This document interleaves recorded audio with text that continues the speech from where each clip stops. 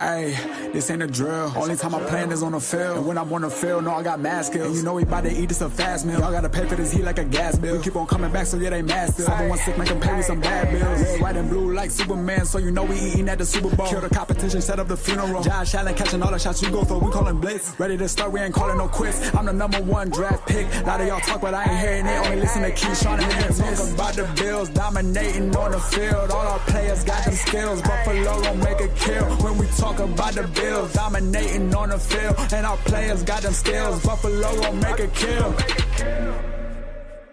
What's going on? Welcome back to another live episode of the Post Podium Podcast, home of the all truth, no sodium takes. What is going on with the AO producer right now? Because I'm still staring at a thumbnail. I don't know what's going on. Crash out on you. Yo, why you about to crash out? Crash out on you. You know what time it is. Nah, I want to hear it. Instead of crashing out, let's put the camera on. It was broken clocks. Thank you. Broken clocks, broken pictures. Nope, I'm done with you. We got 100 people looking at a thumbnail while I'm talking. This is nuts. Nope. At least it wasn't an actual thumb. Nope. This is punishment for making them crash out. At least it wasn't a thumb. Oh, it is punishment. It is punishment. What? At least it wasn't the thumbs. Hey. That's very true. So Could have been that. Yo. You know what's going to happen? Wait, what? Huh? I'm going to troll him the whole episode. I don't want to hear it. Okay. Oh, I'm going to troll him the whole episode. We got commandeered already. Go ahead. We'll get through it. We'll get through it. We will. Listen. We are so grateful to be with everybody today. Obviously, this is a little bit of a change to the way that we're doing things, but we got a nice treat for you guys, a very special treat indeed. But first and foremost, I am your co-host, Aramis. What should I be? Should I be 40 keys? 41 keys? No, 40 keys? Okay, we're going to stay 40. We're going to stay 40. Bet. I like that. Like, I like that. 40 to 50. Keep it easy. And I'll take it till we make it. Go ahead. AO producer. Yes, sir. We the better. AO producer in the better, man. All right. We had to snatch the AO producer's camera because no, I want to hear it. No. Because somebody else, Damaris, we got some special guests in the house. Okay, listen, real quick. Mookie's not going to be with us until 7 p.m. But we got a couple of special guests with us right now. Power 96.5 WUFO's own Justice General. What's going on, bruh? Yes, sir. No doubt. On top of that, Pop Dukes is in the hit house. Is that mic on? Huh? Is the mic on? We're not going to hear them. Okay, They're going straight to the, yeah. Got you. Okay. All right. Listen, we got a lot to get to, so I'm very grateful for everybody being here with us, watching. We got about 230 folks with us right now, and they're steadily climbing. So thank you all for joining us. Look, let's start off this way. I want to get this out of the way before I touch on anything else regarding the news from this week and all that kind of stuff. I know you and I, Key, we've talked about the Brandon Beane situation that happened on WGR. Yes, sir. So what I want to get to, and I want you guys' thoughts on this. When the situation happened on Monday with Brandon Beane and Jeremy White and Joe, whatever his last name is, do we know what his Pops? Yeah, DiBiase. That's right. Yep. That's right. You can't hear Damaris. Yeah, I thought it was. You can't hear either. Can't hear Damaris, evidently. Okay, can't hear neither one of them. Is the mic channel on channel 2? It came through in the recording, so it should. Tom, what's up? Roy. Neither one has sound. Oh, here we go, Roy. Sharon. So we might have right. to. Okay. All right. How about now? Say something. We got sound? Producer. Okay. Yeah. Well, yeah. So we are mic'd up, but we're trying to make sure that Coach D and Justice is. I just put on mic too, so I should that. Yeah. That Okay. All right. Perfect. Yeah, because I did change the settings. Okay. I apologize. So we got. Huh? You need to say what's up again. All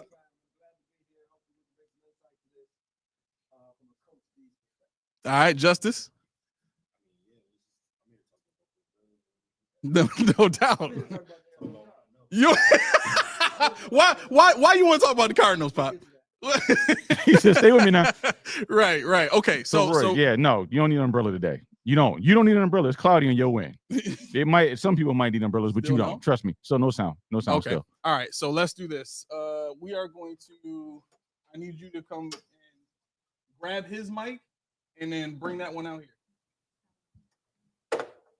So at any rate, while we're going through this, as we talk, I don't know where you're going with the Brandon Beane topic, but I'm down to talk about wherever you want to take it, because I think the misconception is this. I think the misconception I wanted to touch on when it comes to the Beane presser is twofold.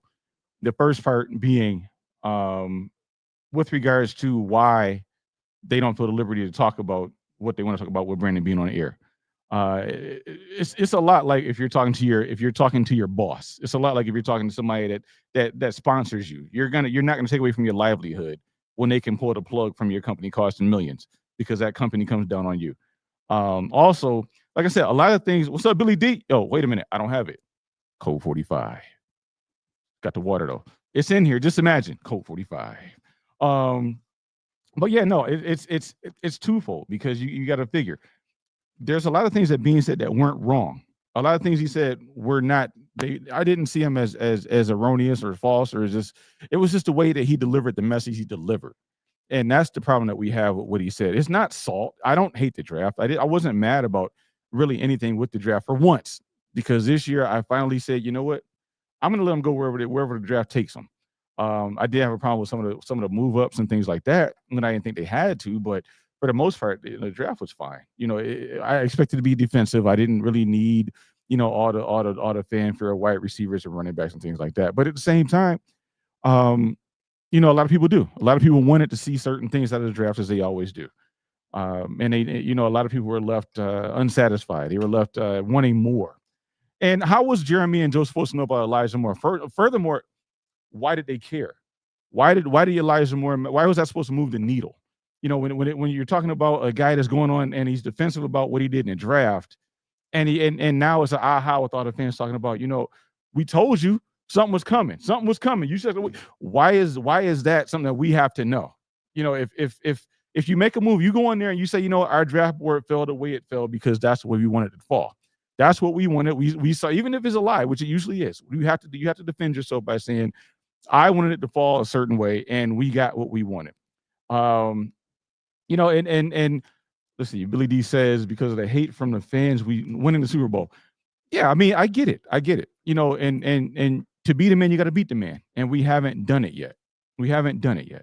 But for Sharon, Kelly, what do you mean no? Why are you guys saying no? You're not hearing anything, or? Yeah, so it's not about the people per se, and I don't want to be misconstrued as saying there was one singular person I wanted. There were questionable decisions that they made in this draft for me, but the positions and the defensive philosophy that they wanted to draft, looking to come out of on Saturday with were they were advantageous if you make it work. It just remains to be seen whether or not the people that they picked are going to actually help them in the grand scheme of things. So I don't want to take your thunder, let me know if I'm going over where you want to go to already. But in the grand scheme, when you're talking about, we came away with 9 picks. Everybody said we were going to come away with 6 or 7 at the most. Well, nothing. Huh? He's testing. Yeah, they're all. Say something else. Yo. Oh yeah. Okay. I got you. Y'all good? Yours is good. 4 is not registering here. I apologize for the technical difficulties, everybody. Give me 1 second here. I'm just trying to figure out. Are you saying that my monologue was not well enough for the beginning of this show? Did I not suffice? No. Let's see. Wait, does that turn the right way? I don't think that's turned the right way. Roy says I would have been okay with Torrey Horton over Deion Walker, but Roy, that's the thing. We're gonna see today where we could have pivoted. We're gonna see why TJ Sanders didn't really need to be the pick where he was picked. We're going to see why Deion Walker being moved up for, even if it wasn't for Torrey Horton, even if it was for CJ West, even if it was for Ty Robinson, even if it was for somebody else later in the draft. We're going to talk about and discuss why or not. Roy, I got to do it. You're not used to technical difficulties, Roy. Stop it. But we're going to talk about why and why not for certain various players when you're talking about You're talking about need to get Mike Tech in the house. See, Mike High Tech, he's falling short. Oh, I'm the audio guy. That's what I'm working on right now. Mike High down, Tech Roy. is falling short. He's a resident troll when it comes to McDermott. He should be here right now. But yeah, I mean, that's my point, Billy D. If he stands on all 10, you need to stand on all 10. But the way he approached Jeremy and Joe without them even asking the question and jumping on them because of something you heard minutes before his segment, you never see the whole picture. If you hear something, and you form a judgment on something based on minutes, they were on for 2 hours before 2.5 hours before Beane stepped on the airwaves. So unless he listened to 2.5 hours of a show, he wasn't directing that at them. They were the fallout. They were the issues when it comes to they were the punching bag, if you will. So that's the problem I have with the Beane presser. And Beane's catching it, Jerry and Joe and everybody else, and I know they're not Jerry, but that's what they were called, Jerry and Joe. Maybe Aaron should be the video guy. Audio doesn't seem to be his thing. I've been doing this way longer than you can believe, bro. But I don't want to monopolize the mic. Justin, what you got? You got any thoughts on that? Or? No, I mean, I was just sitting here listening to what you were saying, and I guess my one question was, what you said there was some draft picks that fell short for you. Which ones were they? For me, it was the D tackles, both D tackles, not the players themselves. Yeah, not the players themselves, but it's just the fact you moved up 15 slots for TJ, and you moved up 23 for Dion. So if you're looking at, I asked in the comment section last show, what was the drop off between TJ and Norman Lott? What was the drop off between Dion, Ty Robinson, CJ West, Yaya Black, all the guys that when they tell us they want these big pluggers, these one Texas and third. And if you look at the second round, there was only 4 defensive tackles taken, and they were all taken after our second pick in the second round. So if we stayed put, we still would have got one or both of the kind of player they wanted. We would have missed out on Alfred Collins, but there was no run. So I mean, I just don't understand why they had to have those guys. Not saying they're right or wrong, but I just don't understand that part. So for me, I think like Beane has a type, right? If you pay attention, Josh Allen was supposed to be all-world, #1 overall pick. Didn't have the greatest season before he entered the draft. Beane snatched him up at 7, right? Ed Oliver was supposed to be all-world, blah, blah, blah. Snatched him up at 9, right? Here's a type where if a player is projected to be like a really, really good player, and then they don't have the greatest season coming into the draft, I feel like those are the players they always like to snatch up. I feel like Deion Walker fell under that. He even said himself he thought that Walker would be a first-round pick. Yeah, if he would have came out last year. This year, the whole back injury and everything else, he didn't have a great season, but he still has all those intangibles. I look at it from the standpoint of, all right, like TJ Sanders to me is a slightly bigger Ed Oliver, right? And I like Ed Oliver. I think Ed Oliver is very underappreciated. Maybe I would say I don't think that we get the full value of what Ed Oliver is because his surroundings aren't what they're supposed to be, right? So now you bring in a guy like TJ Sanders, who is also really, really good with his hands, good, great off the ball. That doesn't get a great initial push, but he'll fight until, he'll fight until he gets to the quarterback, which Ed Oliver usually gets a good push. He got good hands, he's quick, all that. And TJ Sanders is like a second behind him with that, right? And now look at Deion Walker, and that's just a big MFer, right? Huge guy, good upper strength. We'll see if he can stay healthy and how it looked then. But the Bills' one biggest weakness to me was the run defense, right? You got Derrick Henry, who's the Buffalo Bills killer. Right. He'll if he's past your linebackers, there's no one on the Bills defense to stop him. Yes. Right. Yes. So that's where I'm looking at it like, okay. Landon Jackson, Deion Walker, TJ Sanders, Max Hairston. These are guys who would be able to help you stop Lamar Jackson, Derrick Henry. Landon Jackson is someone who's going to be able to create. He's really good with contain. If you watch it, like technique is perfect. Shoulder square, all hip square, all that. And that's going to be the guy who he'll be like opposite Rousseau to me. That's how I described him as the Rousseau. If you don't have Rousseau and you want Rousseau, that's what you get. Right. And so when you're playing the Chiefs and they like to do all that motion and end around and all that stuff. That's the containment that you would need in that situation. So when I look at it like from the perspective of the draft overall, I can't look at a pick and say it doesn't make sense to me personally, because if I'm looking at 4 or 5-time AFC East champions, they don't care about the AFC East. That's not what's their in the vision, right? Mm-hmm. They're worried about what are the Chiefs doing, mm-hmm. right? What are the Ravens doing? What are Chiefs and the Ravens? Right, that's all that deserve our attention right now. Right. And all these players, you get a speed burner in Hairston who's gonna, like, if you think Xavier Worthy is gonna be a guy one day, boom, match you speed for speed, right? Sanders and Jackson and Walker.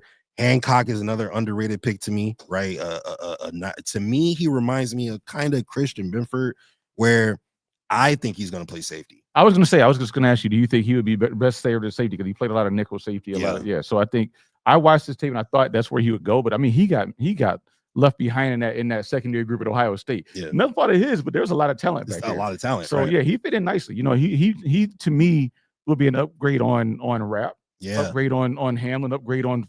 So it made sense. Every player they took, to me, my thing is, I just thought they could have got that person or somebody equivalent with the same picks that they had going into it. Yeah, that's why I moved up. The players are fine. I have no problem with that at all. When it comes to the first round, I thought Hairston. I like his identification and go. I like the fact that he can play man and zone. He can play press even as a small guy. He's got the speed. Isaiah Bond beat him badly, and he recovered. And so, I mean, I like, and that's the thing I don't think people understand when I talk.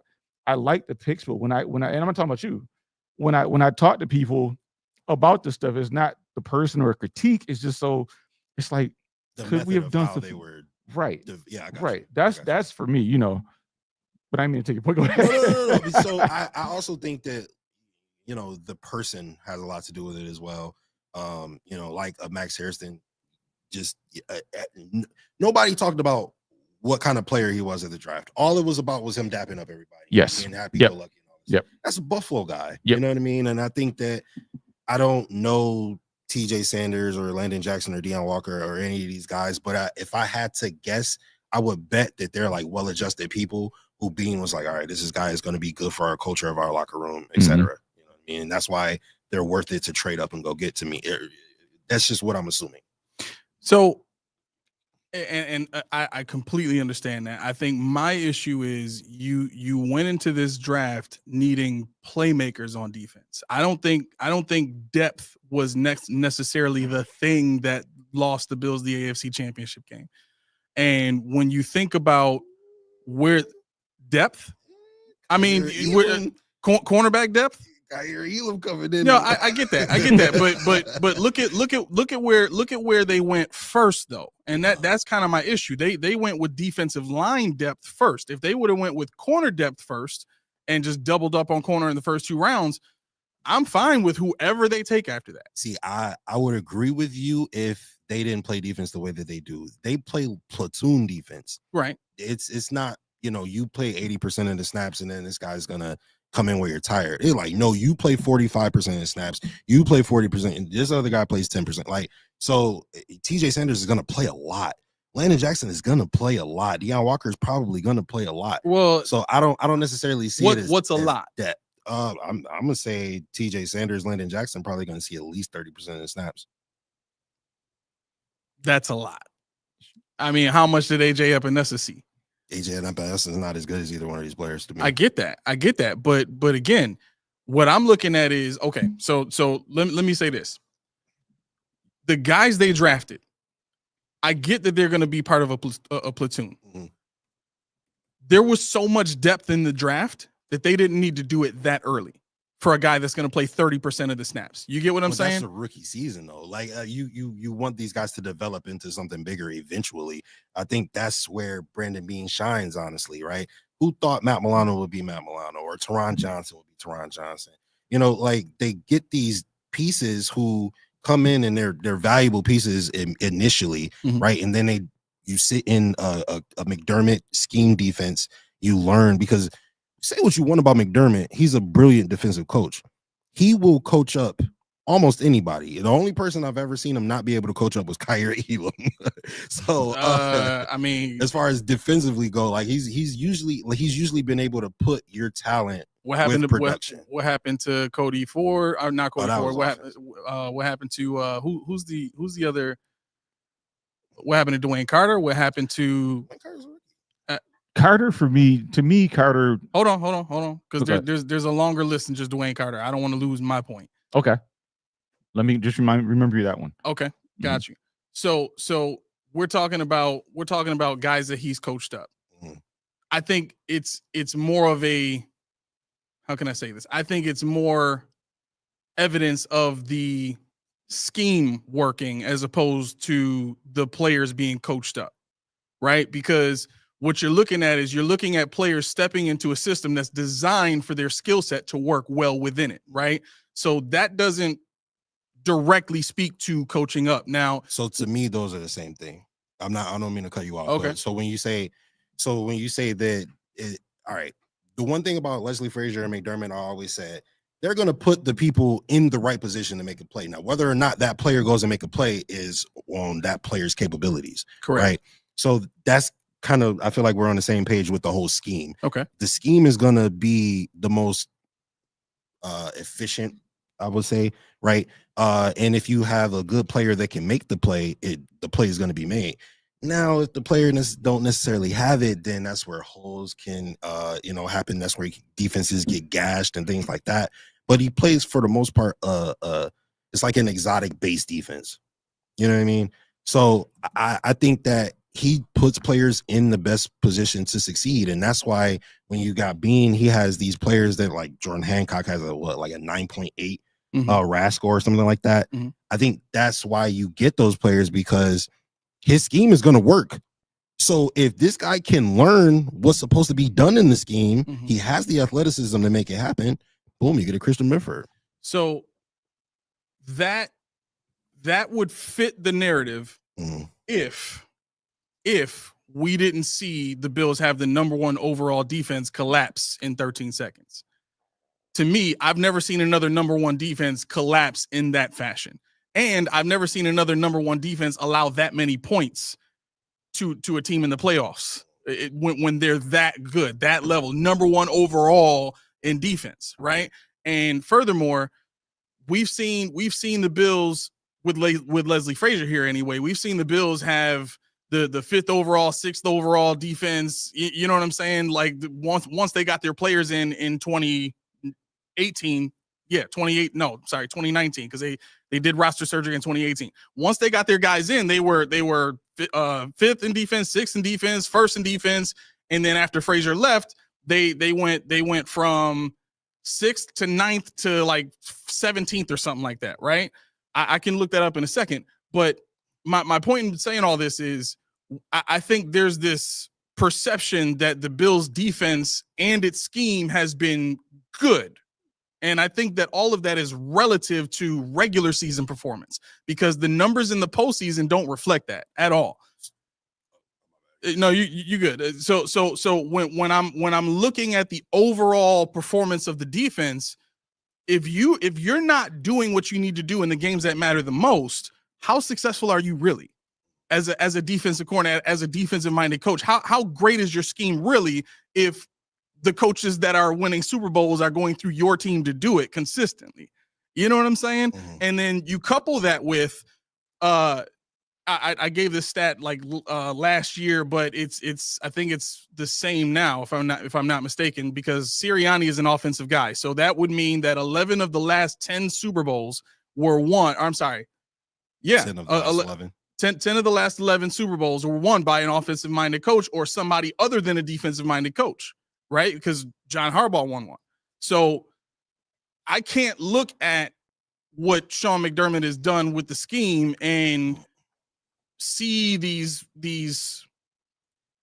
players that you wouldn't expect to come into the league and do what they do. And that part is cool. The fact that you draft so well in the later rounds, that's great. But if you don't couple that with great players in the beginning of the draft, you're going to see a lot of what you see in the playoffs, because realistically, those players in rounds 1, 2, and 3 are the ones that develop into the guys that win you playoff games. You see what I'm saying? No, for sure. So as far as 13 seconds go, McDermott can win 4 Super Bowls here. He's never going to live that down. That's a stain on his resume because that was bad coaching. I don't think it was anything wrong with the scheme. He just played the wrong defense in that particular situation. The Chiefs collapses. I mean, it's arguably a top 3 quarterback of all time. You know what I mean? So they do that to what about our loss last year? So no, but that's what I mean though. It's like it's the Chiefs. You know, they want to go to the Super Bowl so it's not like it's any team that's just coming in and dominating our defense or whatever. Like that's literally one of the best quarterbacks ever. But hold on real quick. Yep. And so then like the top 10 defenses and how they perform well in a regular season. So good would essentially be an average, right? Of how you a collective accumulation of how you have you done all season and that, points per game, etc. So you could give up 50, but if you shut 2-3 people out, you're going to end up with a pretty good points per game average on defense, right? So it's an amalgamation of how your entire season goes when you place the good, bad, whatever teams, right? So I think the point that the defense always ends up somewhere in the top 10 kind of proves my point a little bit, because I don't think McDermott has ever had. One thing I would say, I love watching these YouTube videos where like they'll have 2 chefs. They'll have a home chef and like a professional chef, and then the professional chef will have a basket that's like $400, and then the home chef will have a basket that's like $27, and then they flip, and then the professional chef has to make a dish with the $27 meal. That's kind of how I see McDermott, right? He takes not amazing players. If we really being a blue chip defenders that play for the Buffalo Bills in the last 10 years have been Jordan Poyer, Micah Hyde, and I don't even think they're blue chip players. They worked really well together. You know what I mean? So he takes these goodish players and gets maximum production out of them, right? Like a Matt Milano. I don't think he's a superstar anywhere else but Buffalo. Tre'Davious White, I think he had the chops to be a superstar, but he got injured and all that other stuff. But I mean, like Teron Johnson, I don't think he goes anywhere else as a superstar. And Ed Oliver, high pick, so okay, I'll give you that. Greg Rousseau, high pick, I'll give you that. But outside of that, like he has to create a top 10 defense out of pieces, really. See, to my question to that, it was a Jeremy White tweet earlier today where he asked, let me have it here. Let me just see how he wrote it, because I don't want to misquote him. He's already did a lot of damage today. So basically he said, on this, not that one, the other one. Hold on one moment. I got it. The near universal belief is the Bills defense was a problem last year is likely due to the both. But which is the primary reason it wasn't good enough? He didn't question option 1, personnel. Option 2 was coaching. See, for me, I wouldn't say personnel. The reason why I wouldn't say personnel, because if you look at last year's system, last year's team, it wasn't built on injuries. It wasn't built on we've lost, we got AJ Klein on the field again. We have to scramble. We saw DeMar Hamlin start. We saw Taylor Rapp start. We saw everything they had going for pretty much the whole year on the field, and it wasn't good enough. So you got to ask yourself, why did we run it back? Why is it, everybody says, why we can't do this, that, and the third? We can't. But why are other teams doing it? We watched the draft and saw the Ravens take a surplus of you. We watched Green Bay take 2 more wide receivers. 100%. So my thing with the argument of it's the personnel, it's the coaching, because the coaching knows what they're working with. They know what the personnel is capable of, and they still decided to go ahead and run it back. They didn't say, what, we need these pieces last year. They said, let's try it again. Now we can't get Rasul Douglas back because he priced himself out. Now we can't work with Vine because Vine isn't doing anything. But see, when I look at personnel, it's the coaches that say, what, I can work with that. I can dig that. I can dig Hamlin when all of Buffalo said, hell no. I can dig.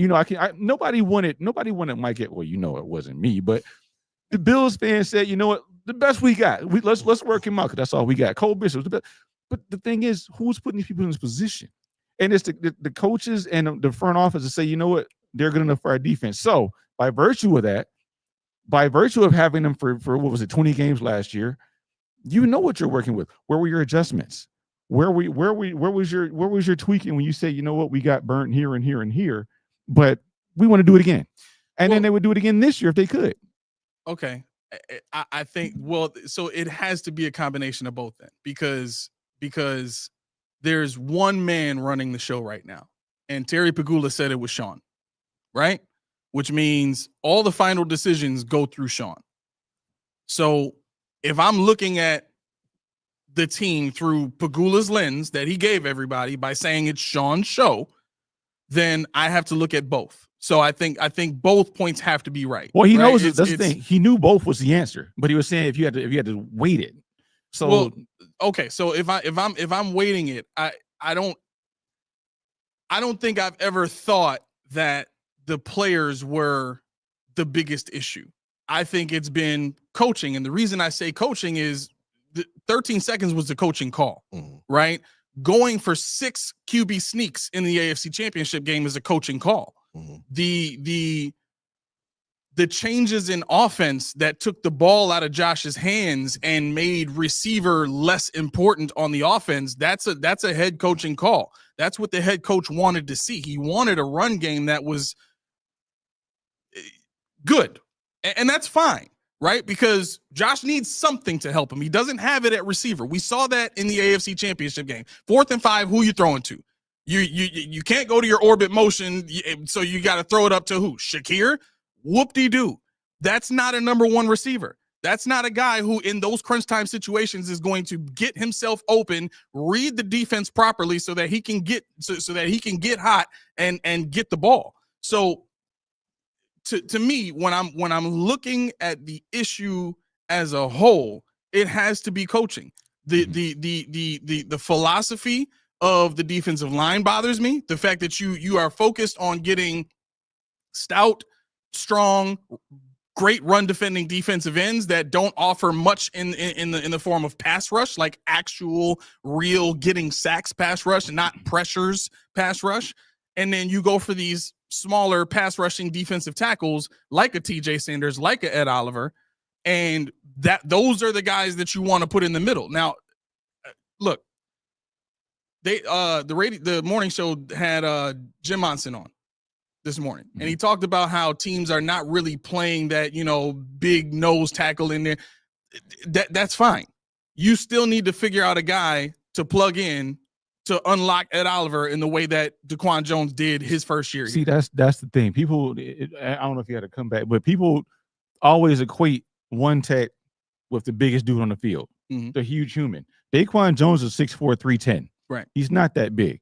I can tell you right now, me and you together be a hell of a defensive line, hell of a D line. Me and let's do this thing. But no, I mean, it's bigger. It's a skill set.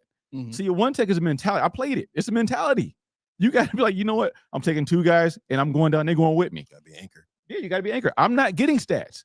I'm freeing up somebody else to get stats. See, my life, I live vicariously through my D tackle Ed Oliver and my end in Rousseau or whoever that is over there. My problem here, and people will agree. Somebody said defense, coaching is D line full circle. And somebody said 13. Oh, Renaissance said 13 seconds is last year's in the past. There's nothing that can be done about that. Now, you're right, but the problem is we don't want to repeat that history. See, we just restocked the same merchandise. We didn't change we didn't change the model. We just have a different face with the same merchandise. It's the same smallest D line. This AFC Championship game is the same as the 13 seconds game.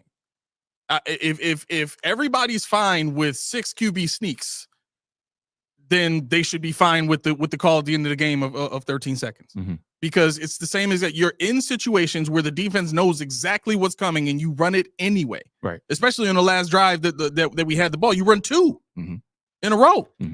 So that's what's bothering me about this whole thing. And to bring it back to the draft pick conversation, I think the reason the draft bothers me is not the personnel, it's the way they're going to be used. They're coming into the league now as backups. Usually a team doesn't do that unless they plan on getting rid of the guy ahead of them, right?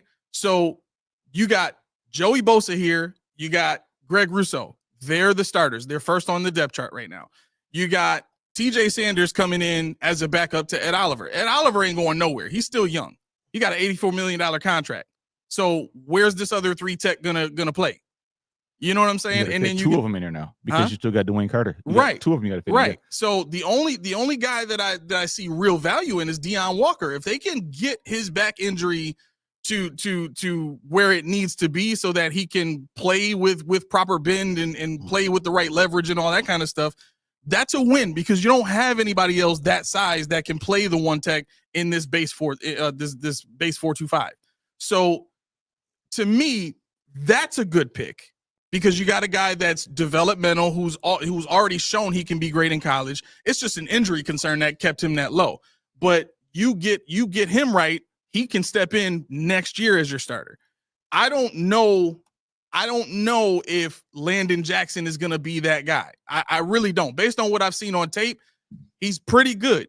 But I don't know if I would trust him to be my primary pass rushing defensive tackle because it's not Greg Rousseau.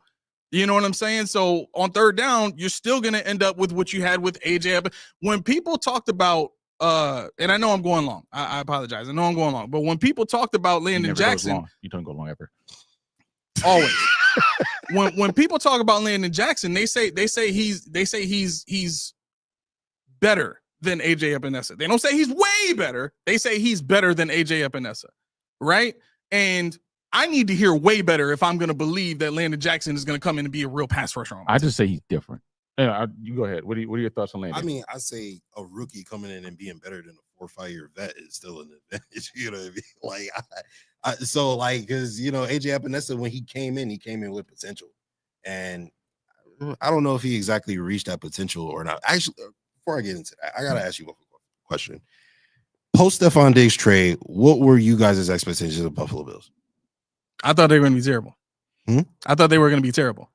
You thought they were going to be terrible? Yeah. I said 11 wins. 11 wins. Okay. Now I got something to work with. I had 8 wins. So I had 8 wins. 8 wins, 9 losses. So are we all? Can we all come to an agreement that the Cleveland Browns, no matter how good the coaching, wouldn't have won the Super Bowl last year? I don't care if Shula came back. They didn't have Josh Allen though. If they had Josh Allen, do you think the Cleveland Browns could have won the Super Bowl last year? Yeah. Their defense was the best in the league. All right. Saints. If they had Josh Allen, I think they could get close. You think any team with Josh Allen going to the Super Bowl? I think any team with Josh Allen has the ability to win it. I don't think they're going to win it, but I think any team with Josh Allen has the ability to win it. But like you wouldn't be like, oh, okay, that team is good. Look at the team we have now. Like how many of our offensive pieces are going to go anywhere and start? That's my point, though. That's my point. So we criticizing McDermott and Beane, right? And we have a roster that y'all didn't even think would make the playoffs last year. Yeah, but did it win though? Hold on. But just hear me out. Me out, right? You have Beane, he took some swings, right? Mm-hmm. You had an unfortunate situation where your uber paid defensive end tore his ACL, and he's happened to be old, so that turned into just a massive nightmare and a cap nightmare, right? Mm-hmm. You got your diva wide receiver talking trash about your quarterback on Twitter. So now we got to get rid of him, which is also another big hole in your cap, right? So now you were put in an extremely, extremely just negative situation by 2 unfortunate incidences that really weren't anyone's fault, right? So now cap is messed up. I got a quarterback that I got to pay. I got to fill this team with pieces that I think could be good enough to help this team win a Super Bowl while in the negative, right? So now Beane has to figure out how to create a Super Bowl roster with negative money. So like you're gonna have holes. Like I don't necessarily think it's about let's run it back with these players, because we think that they're good enough. Sometimes you can't do anything about it at that particular moment, right? When we went and got Von Miller, we knew we needed a pass rusher, but there wasn't a Myles Garrett available. The next best thing that was available was Von Miller. We went and got him. It didn't work out. You know what I mean? So I'm not necessarily like I do think it's in a both coaching and personnel, right? But I think that they work phenomenally in tandem, right? McDermott and Beane. Because if I'm looking at the Kansas City Chiefs, who lost 2 games this season, the entire year they lost 2 games, right? and I say the NFL took a possession away from us in the fourth quarter of that game when it was tied. Mm-hmm. And then not only that, but your star cornerback gets injured, and you have to watch a man stumble over his feet on the field for 2-3 drives. Mm-hmm. You're basically just a liability on the field, right? So, like, there are circumstances that you can't necessarily control, you know what I mean? And I'm not making excuses. I'm just saying that I'm also, me personally, just speaking for myself, I'm not going to, like, crap on McDermott or Beane necessarily because we didn't win the Super Bowl, especially not with a team. Like, I was one of the people that said that the Bills was going to win 13 games last year regardless, and it was Super Bowl because we had Josh Allen. That's what I said from the jump, right? But most people didn't feel that way. I was on I was I was by myself, right? I was on that ledge by myself last year talking big stuff because and nobody else really took me seriously until they started, you know, winning games. I think you know what I mean? It was like we won the Chiefs. When they beat the Chiefs, everybody was like, "Oh man, the Bills might be for real." So 2 questions. First question is, do you think the Bills struggle to make 4 and 5 if Justin Jefferson was on the field with Josh Allen? To make what? 4th and 5? No. Okay. Second question is, where does Justin Jefferson come from? A bona fide number 1 receiver. Where? How do you get him? We're not talking about realistic. We're talking about hypothetical. If you had a number 1 receiver on your team at that of that caliber, best wide receiver in the league. I just want you to know. No, that's my point. My point is there are guys that were in the draft last year that you could have brought in to help you like that. Now here's my thought process behind that. Right, the Bills traded up 15 spots to take TJ Sanders. They didn't have to do that. There wasn't a run on defensive tackles in the second round. Only 3 were selected. Right, so you trade up 15 spots in the second round for a pass rushing defensive tackle when you already have one. You could have used a receiver at that point. There were receivers available that could have helped this team. And there were receivers in that second round that could have developed into guys that could help on 4th and 5. Okay. Last year, instead of trading up to go get the guy you love, you decided to stay pat and then trade back to take a guy who can't play on the outside. Like, everybody is saying that now. It's consensus. Keon Coleman should not be regarded as an outside receiver right now. He should not. Now, we'll have to see if he can beat that, break that mold, but that's what it is. So when I'm thinking about the benefit to Josh Allen of the weapons that he has on the offense, it always looks great in the regular season, right? So my next question to you would be, with all of this great synergy happening between roster and coach, why haven't they done better in the playoffs, and why haven't they won a Super Bowl in 9 years? We got some comments real quick. Lynn's in the building. You know how Lynn gets. What's going on, Lynn? McDermott's a bum. Agreed. Spin said it. Well, Sankey said Prather has more upside than Coleman. Which Prather has a lot of upside. That's Spin. I'm gonna invoke. I love Spin. What's up, Spin? I'm gonna invoke the AO producer on this one. Nobody's rubbing off on me. Period. Oh. Right. Pause. He screamed on the Raptors. He said maybe Justice can rub off on Airmen. Ain't never happened. No, but to answer your question though, so trading up in the second round is different than trading up in the first round. But to your point, I will say for the last 3 years, I've been saying Beane, Dalton Kincaid, Gregory Rousseau, Kyer Elam, like Kyer Elam, Keon Coleman. Like, I get it. Trade them first round picks away, bro. I wanted to move back. Go in the top 10 and get a bona fide superstar. I've been saying that for 3 years, so I empathize with your point and I agree with you, right? However, I will say, like I said, trading up in the second round is different from trading up in the first round. Also, let's say in the second round you did trade up and went and got a wide receiver, right? Khalil Shakir, Keon Coleman, Laviska Shenault, Jordan Palmer, Curtis Samuel, KJ Hamler, Shavers, Prather, and Elijah Moore. What wide receiver was going to break the top 3 of that? Okay, see, this is where I have a problem. Please, thank you. This is please, and this is no slight, but see, my thing is, I'm asking. This is not towards one person, but this is my issue with that. When you give me a list like that, and then you say, who will break the top 3? I think you about to make my point. You're about to make my point. Better than them would break that. No, but you're about to make my point. Go ahead. Yeah. So I mean, my thing is, well, I don't know, but my thing when I hear that is I'm saying, why are those top 3 safe? And furthermore, why is the next 2 after that safe? Yep. Because if iron sharpens iron, and like I said in the last show, Shakir, okay, good. Josh Allen, okay, good. James Cook, okay, good. Dawson Knox, okay, good. Deion Dawkins, okay, good. Outside of that, it's about to be Roman style wrestling out there. It's Greco-Roman out there because you got to fight for your keep for sure. And that's kind of what when I said typecast last show, and that got vitriol because when I say they drafted Keon Coleman and they said right away he's our X. Why? Why is he the X? Why is it you haven't even seen him on the field? Right. But people will say, you know what, we got to get Elijah Moore. We got to get this guy because we know what he can do in the league.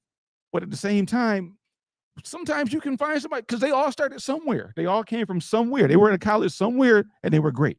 And just because they weren't good in Cleveland, just because they weren't good in San Diego, just because they weren't good San Diego, how old am I? Just because they aren't good in Vegas, doesn't mean that they're not going to be good here.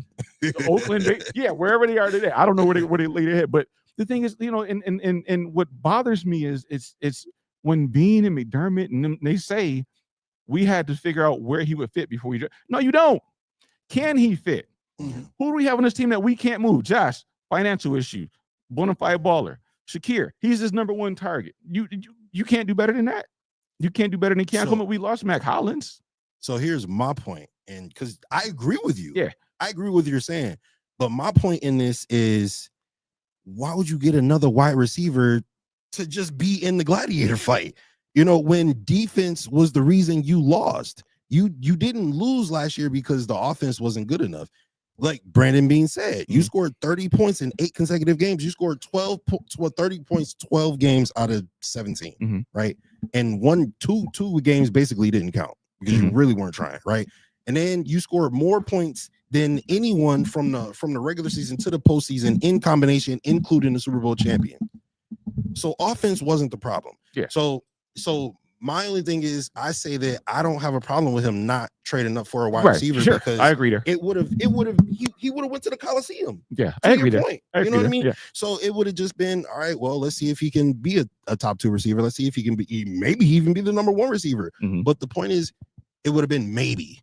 You know what I mean? If you could get McMillan or something, or whatever for if whatever happened where you could get Hunter or whatever the case may be, fine, absolutely, go for it. If you could go get a bona fide number 1 receiver, bona fide superstar, Justin Jefferson, to your point, then absolutely go for it.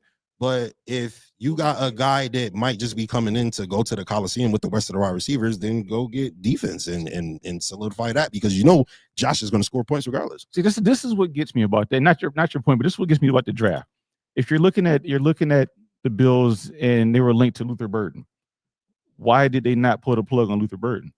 Because he's a slot guy. Right. And if he's a slot guy, they already know Khalil Shakir is a slot guy. Correct. He's good. We're not moving. We just paid him. That's it. That's what we're going to do with him. But when Khalil Shakir was at Boise, Khalil Shakir played inside and outside. We don't see what he can do outside. What if he had a Keon next to him? Would that open up something for him on the outside? Which gives you the flexibility. And I think for me, the rigidity of it is what bothers me the most. So they're like, he's here. He was good. Not changing it. And I just want to see a team that, and to his point about the 30 points a game or whatever, he poked a major hole in that on his own without even knowing it. What do you say? Even your Super Bowl team didn't do that, but they got a trophy. I don't. Right. They didn't need 30 points. So that, to me, I mean, it's fun. They also spent a lot of resources on defense in the draft. Right. And I'm good with that. See, I'm cool with the defensive draft. I didn't need a wide receiver in the draft, but I need, like Philly, they put D-tack on top of D-tack on top of D-tack on cornerback on top of cornerback. You can do that when you've solidified your weapons on offense, because in the same year that they bulked up in the draft on defense, they went out and got Saquon Barkley. But you are saying that, but Beane is basically saying, I have solidified the weapons on offense. He last year he said, yeah, but this team scored 30 points, blah, blah, blah, blah, blah. And this year's wide receiver room is better than last year's wide receiver room. And that was before they added Elijah Moore. Yeah. So in Beane's head, he already has shored up the weapons. But if you and I want your thoughts on this. Coach. I gotta call you coach. But my thought on it is, okay, you're saying that the wide receiver room is better this year. That's what Beane said. Okay, Beane said that, right? So if the wide receiver room was good when he went on WGR and cussed him out, why did they go and get Elijah Moore? He wasn't talking about the wide receiver room. He's talking about the wide receiver draft. No.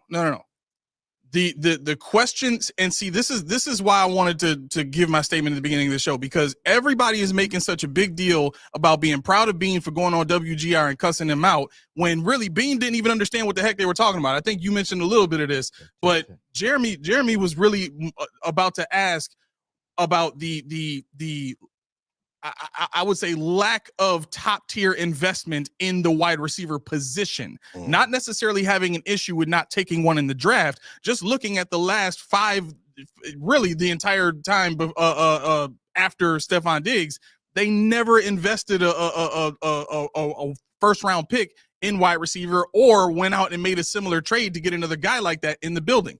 Now, there is something that being said that kind of exposes his mindset on this, and we'll get to that later. But in my opinion, if Beane would have heard them talk about the question they really wanted to ask, I don't think it would have been necessary for him to come on and cuss him out about, excuse my language, bitching about wide receiver. You didn't say it. He said it first. Right. You can say it. I know. but so, yeah, go ahead. Good. My audio good. Yeah. It's all smoke and mirrors. There you go. I can hear you. It's all smoke and mirrors. If Beane would just come out and say what it really is, we have Josh Allen. Yeah. We don't have to do nothing else on. Yeah. That's all it is. We have Josh, and that's what they really think. That's what we have Josh Allen. That's kind of what he said. But he can't say that. Job is done. He can't say that. Right. But that's what it is. Yeah. And this is all this other stuff we're talking about, all this other smoke screen. In their mind, we have Josh Allen. Yeah. That's it. Yes. That's why he referred to the Josh Allen pick. Yeah. And then on the radio. so all this other stuff is just talk. But that's why when you said what you said about how it wasn't about the draft, I feel like the same point could kind of be made even if it wasn't. I don't know. I didn't listen to what they were saying before, so I don't even know the context of what was going on before the conversation happened. Yeah. But I feel like it would still be the same even if you weren't necessarily talking about the draft, if you were talking about the wide receiver room, because I'm simply saying the response would have been different, because if I were to ask you right now, what are your thoughts on the investment the Buffalo Bills have made in the wide receiver position from the standpoint of, just think about the question in general. Like what is the Bills' philosophy on investing in the wide receiver position based on your observation right now? I think that they see we have the best football player on the planet. We don't need to invest in a 25, 30 million per year player when we can get similar value from guys who are making $5 to $10 million each. Can I enter there though? Can I enter there? Because you both made a point about Josh Allen. Now, this is the thing that bothers me about this offensive talk. Okay. This thing that bothers me about Beane, you both hit it on the head. My question to you guys, why did Josh Allen win MVP over Lamar this year? Because people were saying, look at what he won with. Look at what he won with. Look what he more. did. He did more with less. He won more. That's what he did. He did more with less. He did more with less. He had to do People everything. don't think the roster around him is that great. Why would you use that as a reason if you thought the roster was fine? And my point, the double down to that is this: would you rather have an MVP for Josh Allen? Or would you rather have a Super Bowl? Would you rather get the accolades, or would you rather make the offense to the point where Josh can just say, "Who wants the ball? Here, have it. I don't have to look. Here, have a ball with it." And that's the problem that I have with people with the Beane talk, with the backing of Beane. Is everything Beane says is correct? Think about it for yourself. Why is it that we want our quarterback who's about to be 30, a married man, maybe have kids, to do everything himself all the time? The clock is ticking. I think your thumbnail is the broken clock. So I guess my question to you guys would be, what will be your remedy to this situation? Because you're never going to draft high. Do you want to pay a guy $25 million to come in and be the number one when you saw that you don't have to? No, the remedy to this situation is get a head coach in here that understands how to build around his superstar level, top 2, maybe top 1 in the league quarterback. When you look at, again, I've already told you, offensive-minded head coaches or non-defensive-minded head coaches have won 10 of the last 11 Super Bowls. That's not a mistake. right? So when you look at Zach Taylor, he knows how to build around Joe Burrow. They made it to a Super Bowl. That's something we haven't done. Sean McVay has won a Super Bowl with Matthew Stafford a few years ago.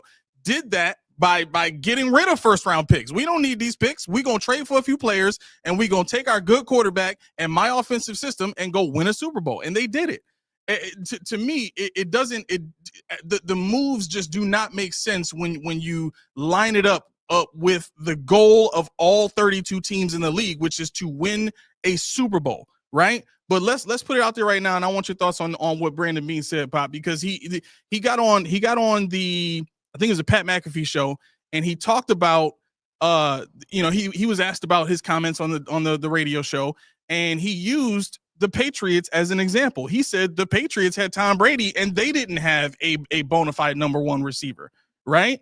And so you can say Mahomes. Mahomes Mahomes is right there. Yeah, but it depends on how you classify number one bona fide. Thank you. I was hoping you would say that. Because they had a number one bona fide tight end.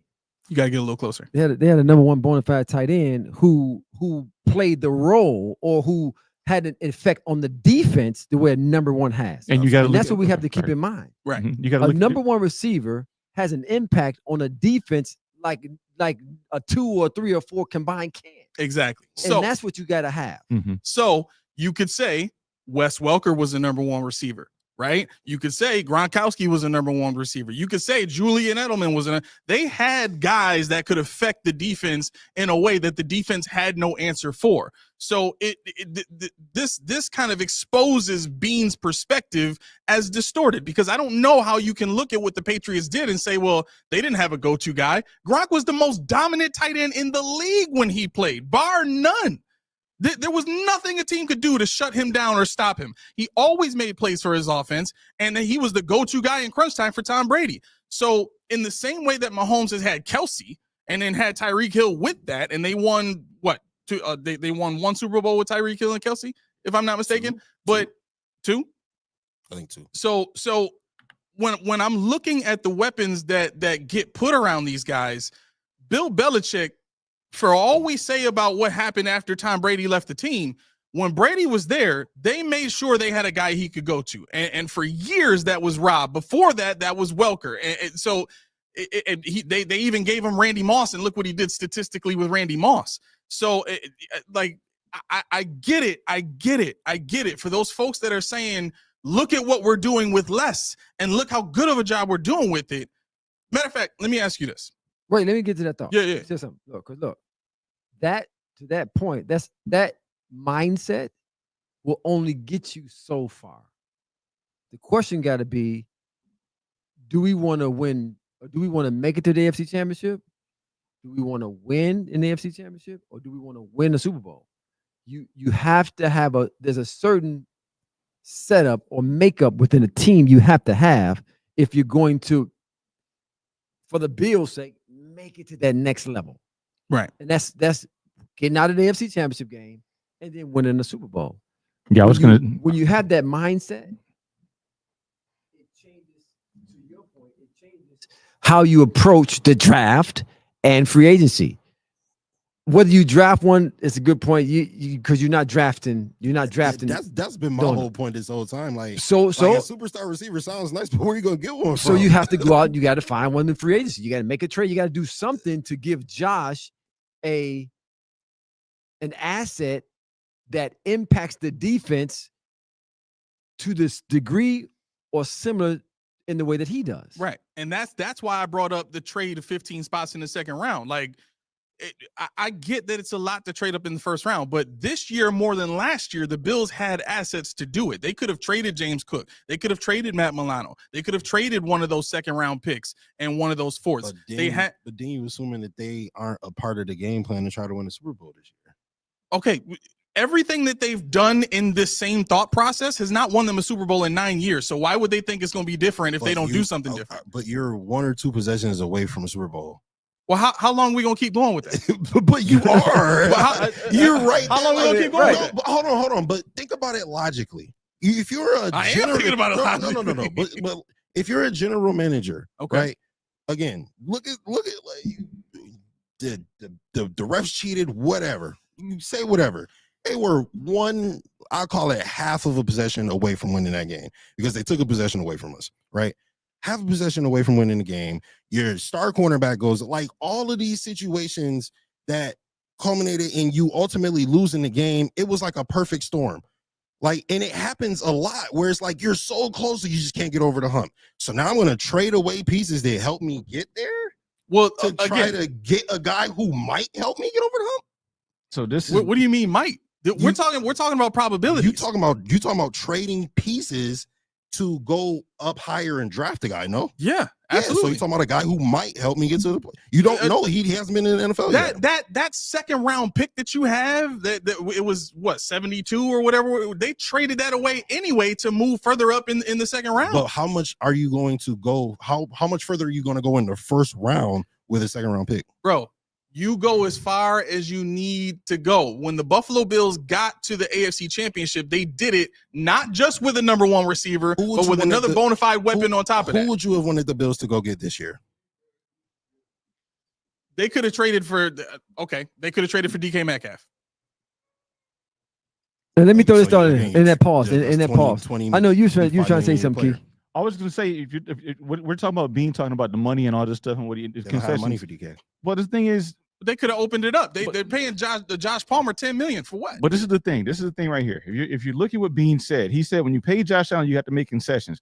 Not true, because Josh Allen single-handedly did not destroy our salary cap. Correct. Josh Allen is not the reason why we can't afford to get talent. Josh Allen is just a means to attract talent at this point. Exactly. If you look at the other, let's see who we have. You have the Chiefs. They got Patrick Mahomes, Juwan Taylor, Chris Jones, Trey Smith. Those are their top five. Travis Kelce. You look at the Eagles: Jalen Hurts, Lane Johnson, AJ Brown, Jordan Mailata, Darius Slay. There's a top five in Philly. The Bengals: Joe Burrow, T. Higgins, Jamar Chase, Trey Hendrickson, Orlando Brown Jr. Ravens: Lamar Jackson, Roquan Smith. These guys are making money. You look at what the Raiders did. The Raiders went ahead and got Max Crosby, who actually has more money tied up in the salary cap this year than our quarterback Josh Allen.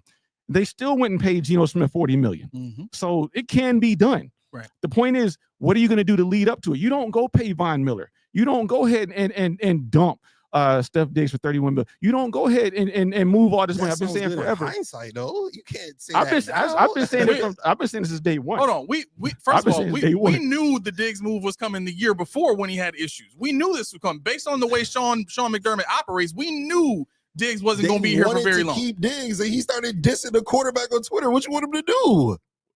You want him to keep him? I actually didn't go like that. They don't go. Thank you. I know for a fact they didn't go like that. No. Literally traded him the next day. I understand that, but that wasn't what it was. I know Stephon Diggs' trainer personally, so I know more of that about that whole situation than anybody else here in Buffalo.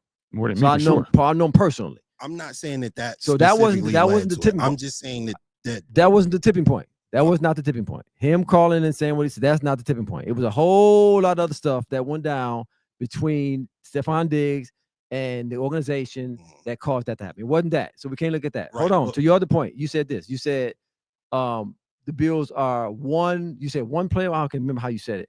But I know. So we're looking at it from the outside in. Mm-hmm. You can say, well, we were one possession or we were one play away. Mm-hmm.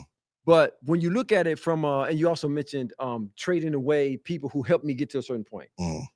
Most of the general managers look at it from the perspective of, we understand that most of our wins, or when we do win, is a because of or in spite of or despite of situation. Mm-hmm. Now you may say, well, we won. They won with all these 11 guys. Well, we won despite him and how we play. And in order for us to really see that, we would have to analyze and go play by play to know who are we winning or how are we winning because of, or are we winning in spite of this person. Mm-hmm. I was just in a conversation in Milwaukee with the highest one of the highest executives in the NFL right now, and we were talking about just play. And he made this statement. He says, when it comes down to it, there's really only 4 to 5 players that make the difference in a game. Mm-hmm. They make a difference. It's the general manager's job to decide who are those players that makes the difference between winning and losing. Yep. And you have the obviously for the Bills, they got one. We know that's a definite, Right. But then you got to look at you got to look at the rest of the players. And when we go back to the approach to the draft, which we've been talking about, in their mind, they feel like they can win despite having exactly a what would you call a number one at the receiver, despite having a defensive line that can rush the passer and disrupt the passing game. They feel like they can win despite that. Is that the right approach? Is what as fans and as analysts and as talk show hosts, like those are the talking points. Well, what's the measure? Can I respond to him real quick? Okay. To what? Okay. So you said the Diggs situation wasn't it was a lot more personal. So that wasn't really my point. Like I was just talking about he was dissing Josh Allen on Twitter. That's just what happened, right? Right. Regardless of what happened or what the situation was, Diggs was on his way out. He was going to be on his way. That situation was souring to the point where I don't think he would have been able to stay another season comfortably in the locker room. That's the vibe I'm getting. Wait, in the locker room from who? From who's? From the coach's perspective or the player's perspective? Both, maybe. I don't know. It didn't seem like it was working out. It wasn't the player's perspective. I can tell you that. It wasn't the player's perspective. I mean, I can. It wasn't the player. Von Miller actually get it. We talked about that. You said there is because of players and there's in spite of players. Wait. Despite players. I'm sorry to interrupt you. Let me ask you a question. Do you believe what he's saying about the player not being an issue? Wanted to be here, No, he wanted to be here. I can tell you that. I wanted to be here, but I don't personally believe that. You know why I think coach is his perspective, even though we know this is why I think you're right, because if you listen to when Von Miller when he talked the year when he was when McDermott was very concerned, Von Miller said, "I'm on Steph's side." Right. What the hell does that mean? I'm on. Why? What do you mean? Who's on? Why do you even need to say that in the first place? Yeah. Exactly. What's the other side? Yep. What are you talking about? So I mean, he wanted to be here, and that's all I can say. Until he wanted to be here, until okay, but when was until? Well, I can tell you that off camera. Okay, all right. But my point I can tell you that off the show because there wasn't until, which means at a certain point he didn't want to be here anymore. Well, that was well, I can tell you that until he realized he wasn't wanted here. Okay, all right, and again that leads to that 30 million was going to happen regardless. That was kind of my point from the jump.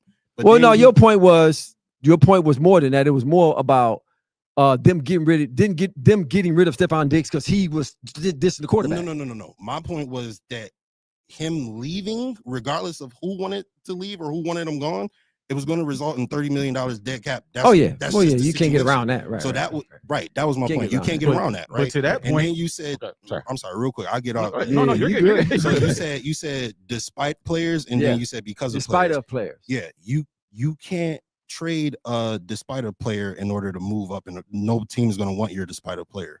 Well, no. He despite on my end. Right. On your end, he might be an asset. Right. But on my end, if a player is, if I don't see it, okay, certain situations, sure. How did thing go? For the Another most man's part, garbage, if I another see a man's player treasure, as something an like asset, then that team is probably also going to see a player as an asset. No. You get away with this guy is no longer an asset to my team, and then I trade him away and I get first round equity. You know what puts a hole in that point? The Bills wanted Stephon Diggs when Minnesota didn't want him. They wanted him out of there because they were disagreeing. There were disagreements in the locker room there. Right. Yeah, and the other thing too is so when you talk about a player, why he might not be a asset to me, it could be scheme. Right. But your scheme, he'd be that's great. What I said. In some situations it works, but it's not normal that if this player is not an asset to me, he won't be an asset. Like Stephon Diggs would have been an asset on the Vikings. They just wanted to switch to a run situation and he wasn't with that. So now, he wants out and trades happen, whatever the case may be. So like it's special situations, but you rarely get a situation where this player is no longer an asset to my team. I'm going to trade him away and get first round value for him, unless his contract is expiring or something like that. But the same exact thing happened with Diggs. That's why I said special situations. But it's not. Stephon Diggs was a good player who wanted out of Minnesota. DK Metcalf wanted out of Seattle. Let me get this real quick. Yeah, go ahead. That don't happen often, is what I said. No, only thing I was going to dig into is why was Diggs here so long? Because did they not kick the can down the road? Yeah. Did they not extend him? They planned on him being here longer. Right. So what changed that fast? He didn't change. Right. Diggs was the same guy. You. Shut the F up, whatever he said to him. Same dude. Yep. So now Now we're changing because he does this. Exactly. Now we're changing because he shows up our guy. But like I say all the time, our guy can't be our guy if he can't handle that. Because if you can't handle that, other divas, other stars. Did you hear what Malik Neighbors said? First off his rookie year, he said, "If I don't get the ball, it's a problem." He said, "If you're a good receiver, if I don't get the ball, it's a problem." He knows it. He's shaking his head. So the thing is, what are you gonna do when Josh Allen gets that guy? What are you gonna do when he gets that 25-year-old dude on a new contract that says, "I need the pill. I'm gonna make wonders with this thing." F. Shakir, Coleman, get my helmet. I'm about to show you what's up. What you gonna do then? You gonna kick him out too? Right. That's the problem. Based on their philosophy, that'll never happen. They'll never get that number one guy based on their philosophy. Why would they want that guy? Why would you want somebody who would have to Josh? Well, there's a fine line. There's a fine line between having a number one. Say it again. Why would you want Josh to have to defer to somebody? I don't understand that logic. What do you mean defer? Like, if this guy says, "Oh, I'm the guy, give me the ball," and Josh is like, "Okay, fine, I'll get that guy the ball." Like superstar. Well, no, it don't quite happen like that. It don't quite happen like that. That was kind of. I was no, that's not. He was not saying defer to him. That's not what he's saying. It don't quite happen like that on the field. Like you can have a guy crying for the ball, but publicly, but in the locker room, in the meeting room, it's like, okay, I can get you the ball in this situation, and then it's a deeper conversation than give me the ball. Yeah. So it ain't gonna be like it's not a situation where Josh is deferring to. And I can tell you, Stephon Diggs not being here has very little with him and Josh going back and forth. Mm-hmm. It ain't about him and Josh. It ain't about him getting on Josh's nerves. It wasn't about that at all. That's not what it was about. Okay. Somebody else said something. You said about, so when we say if I don't see a player as an asset, that don't mean it's just he's not an asset. He's just not an asset for us. I get right. That's what I was saying. But he might be an asset for you. Right. So you may be willing to trade a number one, number two, whatever it is, for him. He's just not viewed as an asset for us. That don't mean he has no value. So yes, to your point, somebody, if just because I don't see him as an asset today, don't mean you don't see him as an asset and valuable enough to make the trade for him. So that's why things happen. That's why you see major players, big time players, number ones get traded all the time. Because for us, he's no more longer viewed as the asset that'll help us win, or we don't want to tolerate no more. All I was saying was that doesn't usually happen unless there's like an expiring contract or something. Okay. That's all I was saying. So, Coach, let me ask you this. And I got to get ready to fly because my boy Mookie showed up. Yep. So you played in the NFL, correct? Right? Based on your knowledge and your expertise, what is it that makes a team successful? The number one thing would be the player camaraderie and how they relate to the coaching staff. So when you got a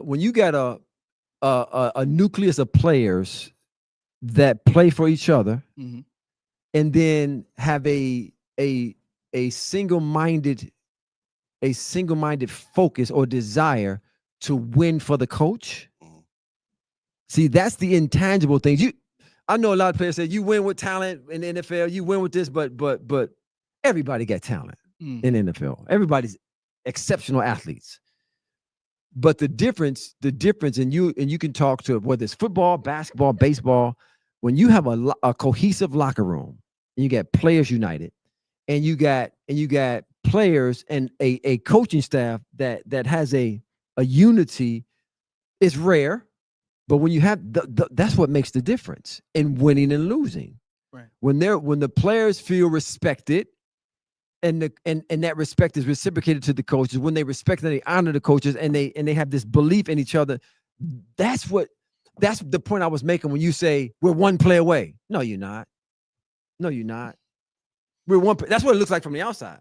Yep. But that's not it. That's not it. Because you still got to get back to that same spot the next year. It's so much more. It's so much more than what happens on the field. That's why the Bills take so much pain in picking guys who fit their culture. Right. Now the question is that the culture that's going to produce winning? Yeah. Right. Yeah. Okay. That's the question. So I absolutely see your point. I said one possession. So my only thing to that would be, like for instance, because I agree with your point generally. Like I Yeah. think that that's true. Yeah. From the perspective of the Bills, though, and when I say they're one possession away, for instance, 13 seconds, I don't think it was necessarily the culture that caused 13 seconds to happen. You know what I mean? Like it was bad coaching, et cetera, et cetera. Well, wait, okay. But, you say the culture. You don't think that wasn't the culture? Yeah, you're right. But there was some confusion. You're right. Yeah. There was some who making the call here. Yeah. Right. There was some who we following. Yep. So that's the culture. That's fair. That's fair. That's the culture. Yeah. Like that. Like it wasn't no unified front. What's happening right here? One person thinking this one, another one's thinking this one. One thought he was doing this, another one thought he was doing that. Those are the intangible things behind the scene that most fans don't look at. Right.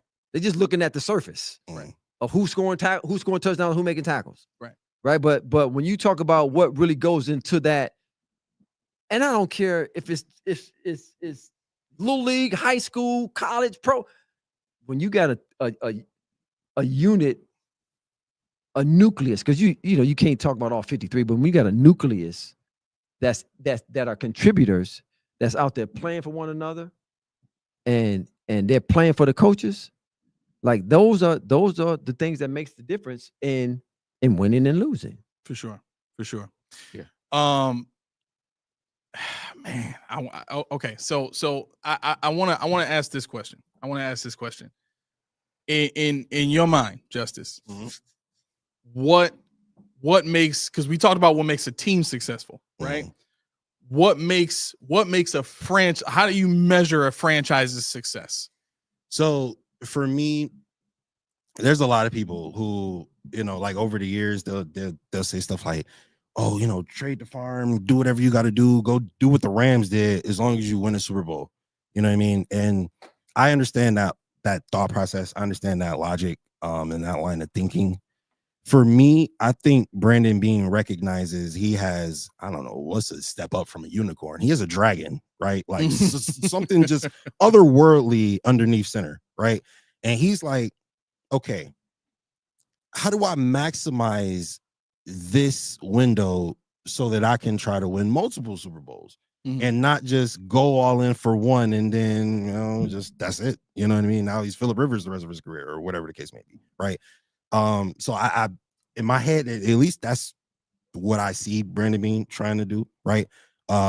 He's just trying to maximize it so that he can win multiple championships down the line, stay competitive.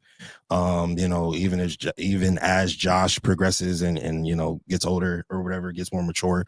He's just trying to keep a solid nucleus, and I think that last year was like a transition year, right? You lose Poyer, you lose Hyde, Tre'Davious White was gone.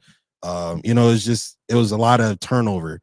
But I think that with a draft class like this one, that's why I like this draft class so much, is because like you lost so much leadership last year. Boom, come right back with a whole bunch of young dudes, right? Rookie contracts, good, young, talented, athletic players that could go out there, high energy, right? They don't know what they don't know. They out flying all over the field. That's what I think that we're going to see from the defense this year. But I think that that's what is about being a good franchise, right? The Buffalo Bills franchise is the second most winningest franchise in the NFL, only second to a literal dynasty in the Chiefs. You know what I mean? Okay. So let me ask you this. The greatest quarterback of all time is who? Tom Brady. Why? Tom Brady won 7 championships. Okay. And not only that, but he just was dominant. Like, I mean, the only other quarterback who was even comparable to him was Peyton Manning, and Peyton didn't do what Tom did in the playoffs. Okay. Josh Allen has some of the best numbers in the playoffs in NFL history, correct? And to date, Josh Allen's trajectory statistically is probably much better than what Brady. If they play the same relative to games played. Yep. Okay. Would you agree with that? Yeah. Okay.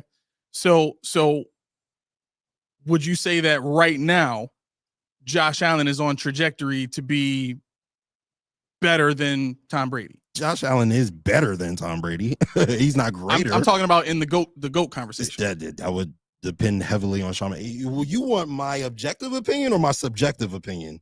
Whatever you got, brother. Yeah. Because if we talking, just give me your objective opinion. Like, I'll get ignorant in here. Look, all right, man, I'm gonna I've said it before. It's all right. Hey, I was going to tell you, Josh Allen is the most talented quarterback that's ever picked up a football. I agree with that. All right, he 100%. is.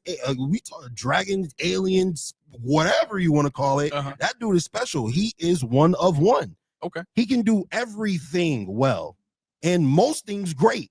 Okay. So, Pat Mahomes, phenomenal quarterback, maybe the second best ever. But what separates what separates Mahomes from Josh? Josh Allen is just bigger, faster, stronger. Okay. In the GOAT conversation, what separates them? Andy Reid. That's it? Mm-hmm. It's not championships? Andy Reid is the championships to me. If you give Andy Reid, if Josh Allen had Andy Reid, it would be flipped. Okay. So, what do you think about Mahomes being paired with Sean McDermott? He would probably have a lot of the similar results that we have now, I think. Okay. So when I and the reason I'm asking these questions is because I'm just trying to understand how people are measuring a franchise's success, right? Because my frustration is we've gone 9 years now without winning a Super Bowl with a quarterback that we all agree is the most talented, perhaps in NFL history, and in my opinion, the greatest quarterback in the NFL today, bar none. Right? So if we have that guy and we've gotten close but not done it twice in the last 5 years, to me, 2 AFC championship games in 9 years total and 5 divisional round exits? Four divisional round and 1 wild card because we lost to Houston. So for me, that doesn't say successful franchise from the perspective that all the other teams seem to be measuring themselves against, right? Which is championships. If I'm talking about the Eagles, I'm talking about a team that's won 2 Super Bowls in the last 5-6 years, I think, yeah. Right? But they've been the 3, right? If I'm looking at the Rams, I'm looking at a team that, listen, they traded for Matt Stafford, won a Super Bowl that year, right? They went to another one, years before with Goff. Yeah, with Goff. All in the same, because Sean McVay and Sean McDermott were hired the same year. So all of this stuff is happening on Sean McDermott's watch, right? And so when I'm thinking about my team and I'm thinking about how great they've done, I can't sit here and say they've accomplished the goal. Have they been a good team in the regular season? Yes, but I'd rather say they've been a good team in the regular season as opposed to saying they're a successful team. If you're measuring success by championships, they're not by definition successful. They're just successful in the regular season. I just wanted to hop in real quick. Just so everybody knows, we do have Mookie Hawkins. Yeah, from 1 for Sports. Mookie he's sitting here. He's like, bro, I'm getting there. I just want to introduce you. He like, don't worry. Yeah, I'm gonna come back. We're gonna do this again, bro. Venus and Serena going on right here. Venus and Serena. So what's going on, Mookie? Oh man, thank God it's Friday. Thank God, man. Long week? Man, definitely a long week. Long week for me, but it's all good. That's all good. When you're out in the community, you take care of things that you love doing. Okay. I'm good with that, but draft recap. I hear y'all talking about Steph Diggs and who's to blame and all that stuff. That wasn't even my point. Where this at? Wait, my point. Where this at? I ain't do it this time. No. So this is how we got on that, and I'll ask your opinion on it. What are your thoughts on the quality of draft class that we have? Where do you think it ranks among all the other draft classes that we have? That we I drafted think for? this is probably Beane's best draft class since when they had Bernard and Cook, Benford. That draft, that was a good class. You just re-signed probably 4 of those guys out of that draft class.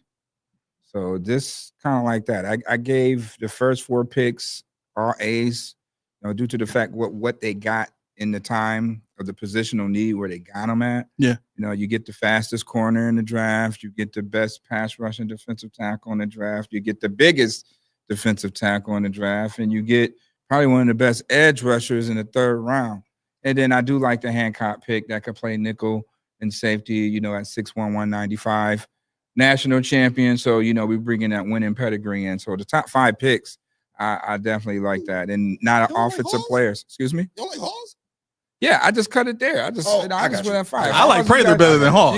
You got the best. Yeah, I like them both for different reasons. Okay. But I don't mind a Hawes pick. I mean, when the top blocking guys, that's what you need in tight end 3. Yeah. You got Kincaid and Knox as your elite tight ends. The 3 is a special teams guy. He could be H. He can, hopefully he could take some snaps from Alec Anderson being the tackle eligible. At least we know, tight end can go out and catch a pass instead of just being a little bit more predictable in that sense. But you had to place Quentin Morris, and Quentin Morris is, definitely a piece. It's definitely a core piece of that tight end 3. Very good contributor at tight end number 3. So, got to replace that with a good player. Okay. So based on this year's draft class, who do you think? And yeah, let's move on to this question. So out of this draft class, who do you see being a guy that can come in and steal a starting job? We can't talk about Harrison. We can't talk about Harrison. That's correct. Yeah. Because I mean, he's outside basically right. He's first on the depth chart right now. That's low hanging fruit. That's real low hanging fruit. Yeah. That's too easy. Yeah. I'm gonna say right now. I mean, I'm gonna say Hancock. Okay. At safety? Because he played nickel. Okay. Nickel and safety. Mm-hmm. So, the Bills, everybody was like, why they go OD at corner? Well, no, you got Harrison. So the Bills, obviously, by the shape of the roster, you had to get 2 cornerbacks. Right? Yeah. So you go get a third one, but he's more of a big nickel safety, because if everybody want to keep thinking that we're sewn at safety, I'm not quite sewn at it. So, really? You got to build. Everybody keep thinking we're what at safety? You got to build. I mean, you got to bring guys in. We better not be okay. No, that better not be the right. I mean, yes. I know. Yes. We all agree on that one. We better have the same energy. The way you went out at wide receiver, have that same energy at safety. Yeah. Just have that same energy there. Like, so to get a guy, a Hancock, he's kind of like the wild card, because the opportunity from a draft pick right now, from a positional standpoint, that's the one that he can sneak up and, make an impact. Rapp got drafted in the second round, played quite a bit. Training camp kind of hurt him a little bit. So we'll see year 2 what he have to. Yeah, Cole Bishop, excuse me. We'll see what he has to bring to the table. Rapp, can you stay healthy? Damar Hamlin, you won your deal for us. You coming in, trying to make a roster spot at best. Yeah. You know what I mean? But is that good enough from a safety room standpoint now? Look at the shape of this roster, and you look at every position group is fire. Depth everywhere. But, when you look at the depth at safety, to me, that's just in my opinion, that caused some concerns. I wouldn't mind Justin Simmons, coming playing for. Oh my gosh, that would be great. Absolutely. That would be great. So what do you think the thing is about Taylor Rapp? Because it seems like his position is just solidified. I think based on what we've seen and what we've heard, it looks and sounds like that other safety spot with Damar Hamlin and Cole Bishop, like they're going to fight for that spot in particular. Yeah. What do you think it is about Taylor Rapp that's kind of solidified him into that role? Well, he's the veteran. Okay. Right. And, his pedigree coming out of Washington, he was All-American coming out of there. Wasn't quite the scheme fit, got drafted by the Rams. Mm-hmm. The Bills were able to unlock some of his talents, with under the tutelage of a Poyer and a Hyde. So he's the last guy that learned anything from them. So that keeps him in a trust area with Sean McDermott when it comes to that. So he's going to definitely be out there. But the question with Rapp is, can he stay healthy? And then, we got to figure out what we're going to do from the free safety standpoint. Hamlin, another shot. He was the starter last year, so he's in competition with Bishop. And hey, let's see what the rookie can bring to the table. Does he push Cam Lewis at big nickel, or does he push for that box safety spot? At safety. So it's going to be pretty interesting to see. His development, his instincts, his pedigree from Ohio State, how much of that's going to translate to help this Bills defense. Okay. Last question from me. The The reason we ended up in this conversation that you walked into was because we started talking about the statements from Brandon Beane on WGR radio. Were you able to hear those? Bitching. Yeah. So what were your thoughts when you heard Brandon Beane and like did you hear any of the morning show before Brandon Beane came on? Well, I mean, if you didn't, it kind of made you say what happened, what led to it, right? Yeah, So yeah. you had to automatically go back and listen to what they were saying before Brandon Beane came on and what triggered Brandon, the big baller, to say that. So I don't know. I mean, sometimes, you got to read in between the lines. I mean, why discuss it when you know that the guy is coming on to obviously talk about it, right? Yeah. Yeah, no, that's a good point, because Sal, they were asking Sal about it, and that was literally right before Beane came on. That's a good point. That's a good point. So he's coming on, and then understand the makeup, understand the method of Beane's madness, right? I've been putting these Beaneisms up all draft, process long on the Beaneism. We all know if Beane don't get a positional need that everybody's talking about, the receiver, everybody felt that the Bills still need to get another receiver, didn't fall that way on their board, right? So we all know it's 9 times out of 10 what Beane normally does within that week right after. Go get the player that they didn't get in the draft and free agency, right? Whatever the position is. Last year we didn't get the receiver still, right? What do? You bring in Chase Claypool and MVS. Within a couple of days. So, and then here we are. Elijah Moore is in the building. As that interview was going. Let me get on the microphone and say that before I guess they start BSing or whatever the term, big baller with another B. Bitching Brandon Beane. But I mean, hey, it got to be something there. It got to be some tension there. It's been tension since 2018, right? Yeah, he's been holding on to that. You let him know about Josh. What took him so long? No, so my thought on it was this, and you can let me know what you think. So my thought on it was, if you knew you already had a receiver in the building that you planned on signing, and they played the radio show played what Brandon Beane said, I think on another show about having talks with Elijah Moore before the draft, right? And they told Elijah Moore, we'll put a pin in it until after the draft, and then we'll come back to the table, right? So if you knew you already had a receiver in the building, I'm not asking the GM to divulge private information like that in the middle of contract talks, but at the same time, I think I would, if I was the GM, I would come on the show and say something to the effect of, we're not done addressing all the positions on our team just yet. I think I'm sorry. Go ahead. No, go ahead. I think it'd be best to let them ask the question first. Yeah, and then you go in on them. Right? That's the question you ask, because normally that's the question I was going to ask Beane. I was going to ask Beane, was there a position that you had on your board that you couldn't get because the ball it didn't fall that way? Oh, you would have caught it then.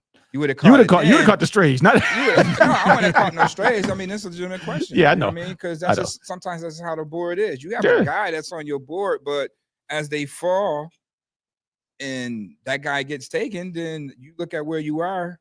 Does that guy carry that grade? Right. Like, okay, maybe Matthew Golden's sitting there at 30. That'll make you think about it. But all your corners is there. All of them is sitting there. All your D tackles, they're off the board at 30 right now. All of them. Tyreek Williams gone. Yeah. So all your corners is there. So you got a decision to make. Golden wasn't there, so you go get the fastest corner in the draft. I'm not mad at that. You can double back and get a receiver because everybody eats in Joe Brady's system. I can go play receiver. So it really doesn't matter. So I mean, I just think I don't know, just do your research a little bit more before you start jumping out your tree with stuff, I guess, And let the guy come on and ask the question before, if you got the general manager coming on, save that question for him. Yeah, but I mean, talking about it before he comes on, because he might feel a little I don't way about that. He was talking to the Bills beat reporter. I mean, like, he's another guy like you that gets a chance to be in the building and ask questions and stuff like that. I'm talking about Sal Capaccio. Oh, sorry, yeah. Yeah, they were talking to Sal when being overheard what they were like. They weren't talking amongst themselves. So that's why the conversation even came up in the first place. That's why you keep mentioning Sal. I was like, he wasn't involved. No, Sal was on before Beane. Yeah, and I guess right before they were Beane. talking about it. Yeah. But again, still not questioning. Sal, you got Beane coming. You know Beane coming on at 8:30. I mean, you just couldn't say that for him. Well, here's the thing, and this is why I kind of side with the radio show hosts. And Keyshawn, I'm sorry if I'm talking so much. I'm here chilling.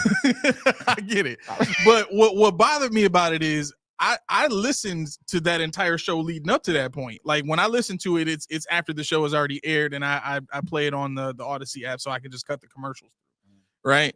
And listening to the entirety of that show, they specifically said, and they even played this clip on the following day. They talked about asking the question about how Brandon Beane values the wide receiver position. Like they weren't even talking about we have no receivers on the team. They didn't say anything to the effect of we don't believe in any of the guys that we have on the team. It was more to the effect of, and I think somebody else said this. I was just listening. Sam Monson was on today. Who or formerly PFF. Yeah, and even he was saying the Bills need help at receiver. So it's not unfounded to think that the Bills needed to do something at receiver. So just because Sal Monson said it, no. It's not just Sam Monson. It's not just Sam Monson. It's because he said it because PFF said it. That's Bible. Nope, that's not what I'm saying. That's not what I'm saying. What I'm saying is it's not just Sam Monson. Sam Monson was the most recent person. There's multiple national people. Not that Sam Monson is national, but there's national people on top of Sam Monson that have said the same thing. The Bills need help in the wide receiver room. So my only thing with that is Beane said himself, what we did with last year's 30 points, 8 games, about 12 games, most points, blah, blah, blah, right? And then he said, we've improved the wide receiver room this season. Mm-hmm. That was before the Elijah Moore signing, right? So I get it. People didn't like our wide receiver room last year. The improvement is what? Just say it's very disrespectful when I bring in Josh Palmer and hey, we're going to invest a little bit more in the receiver that we took in the first pick in the second round. We're going to give him more opportunities. So, how about us investing more in Curtis Samuel, who was hurt majority of the season, but he flashed towards the end. We paying him $8 million a year. How about we really invest in those guys before we start jumping out the tree again, saying that we need a receiver when we got rid of our number 1 and number 2 wide receivers the year before? Nobody's ever done that. And so why do we need a wide receiver out of clear blue sky when the way we done it this year, our quarterback won an MVP? Well, with no true number 1 wide receiver. The real weapon that Josh Allen had this season was not the receivers, it was the run game. So we can't, in the offensive line, we can't even point to these receivers like they were the reason, because all of the plays that went to the receiver, majority of the season was behind the line of scrimmage. They were quasi run plays to and that's that's something schematically that Brady has to change. Well, I got a comment here. Brady wants that. I got a comment here. That's something he has to wants. That's what he wants to do. Buffalo Buddha said the wide receiver room will work well if James Cook plays. So basically, Buddha, you saying pay that man? Let him cook and pay that man. You gotta pay him. You gotta pay him. You heard it here first. You gotta pay him. But that's my thing though. Like, what receiver did we need in the draft? That people just feel that we're a Super Bowl Matthew contender. Golden instantly comes in the building and changes the dynamic of the offense. He's gone at 22. He's gone at 22. You could have traded up. Well, I mean, listen. I went on Rico's show on Buffalo Fanatics, and they looked at me funny when I said the Bills needed to take 2 corners in a row. What did the Bills end up doing? They triple dipped on corner. How many more points they need to score? Huh? How many points? More than 29 in the AFC Championship game. The defense needs to get some stops. How about the defense get some stops? Then why would your GM say, I would take having the ball in my hand on that last drive with down 3 with a chance to win every single time. Why would he point to that instead of saying, man, we need to work on defense? If Matthew Golden is on his roster today, is he a top 32 receiver in the NFL? Who? Matthew Golden. He hasn't played it down in the NFL. We don't know that. Right. So you want to trade assets to go up and pick him, not knowing if he's going to give you. Because earlier you said 4th and 5. You said, hold on, if you throw it to Justin Jefferson, well, am I confident in that? Let's And not I go said, back to 4th and 5 did you hear what I don't want to go back to that. Did you hear what I just said though? I said he changes the dynamic of the offense. When you have a guy with that kind of speed on the field, both safeties have to stand to stay back, right? What does that do for a run game? It usually opens it up more, right? Okay. But so you got those pieces. You got those pieces already on your team. They're just not out there in certain personnel groupings. To me, who's our speed receiver right now? Personnel groupings is not spot on, and I think that's something that Brady, is learning too.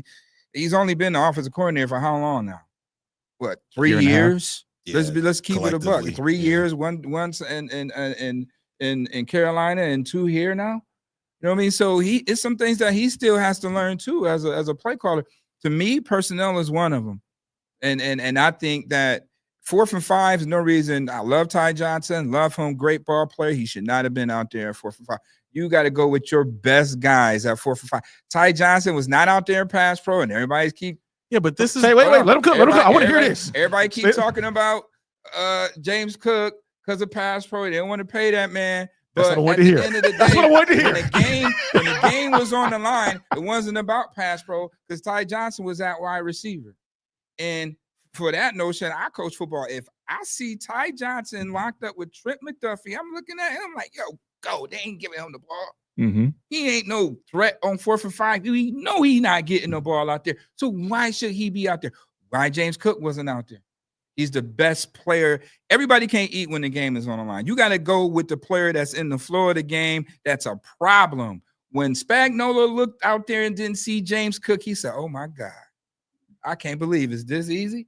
We ain't got the guy that's killing us ain't even out there.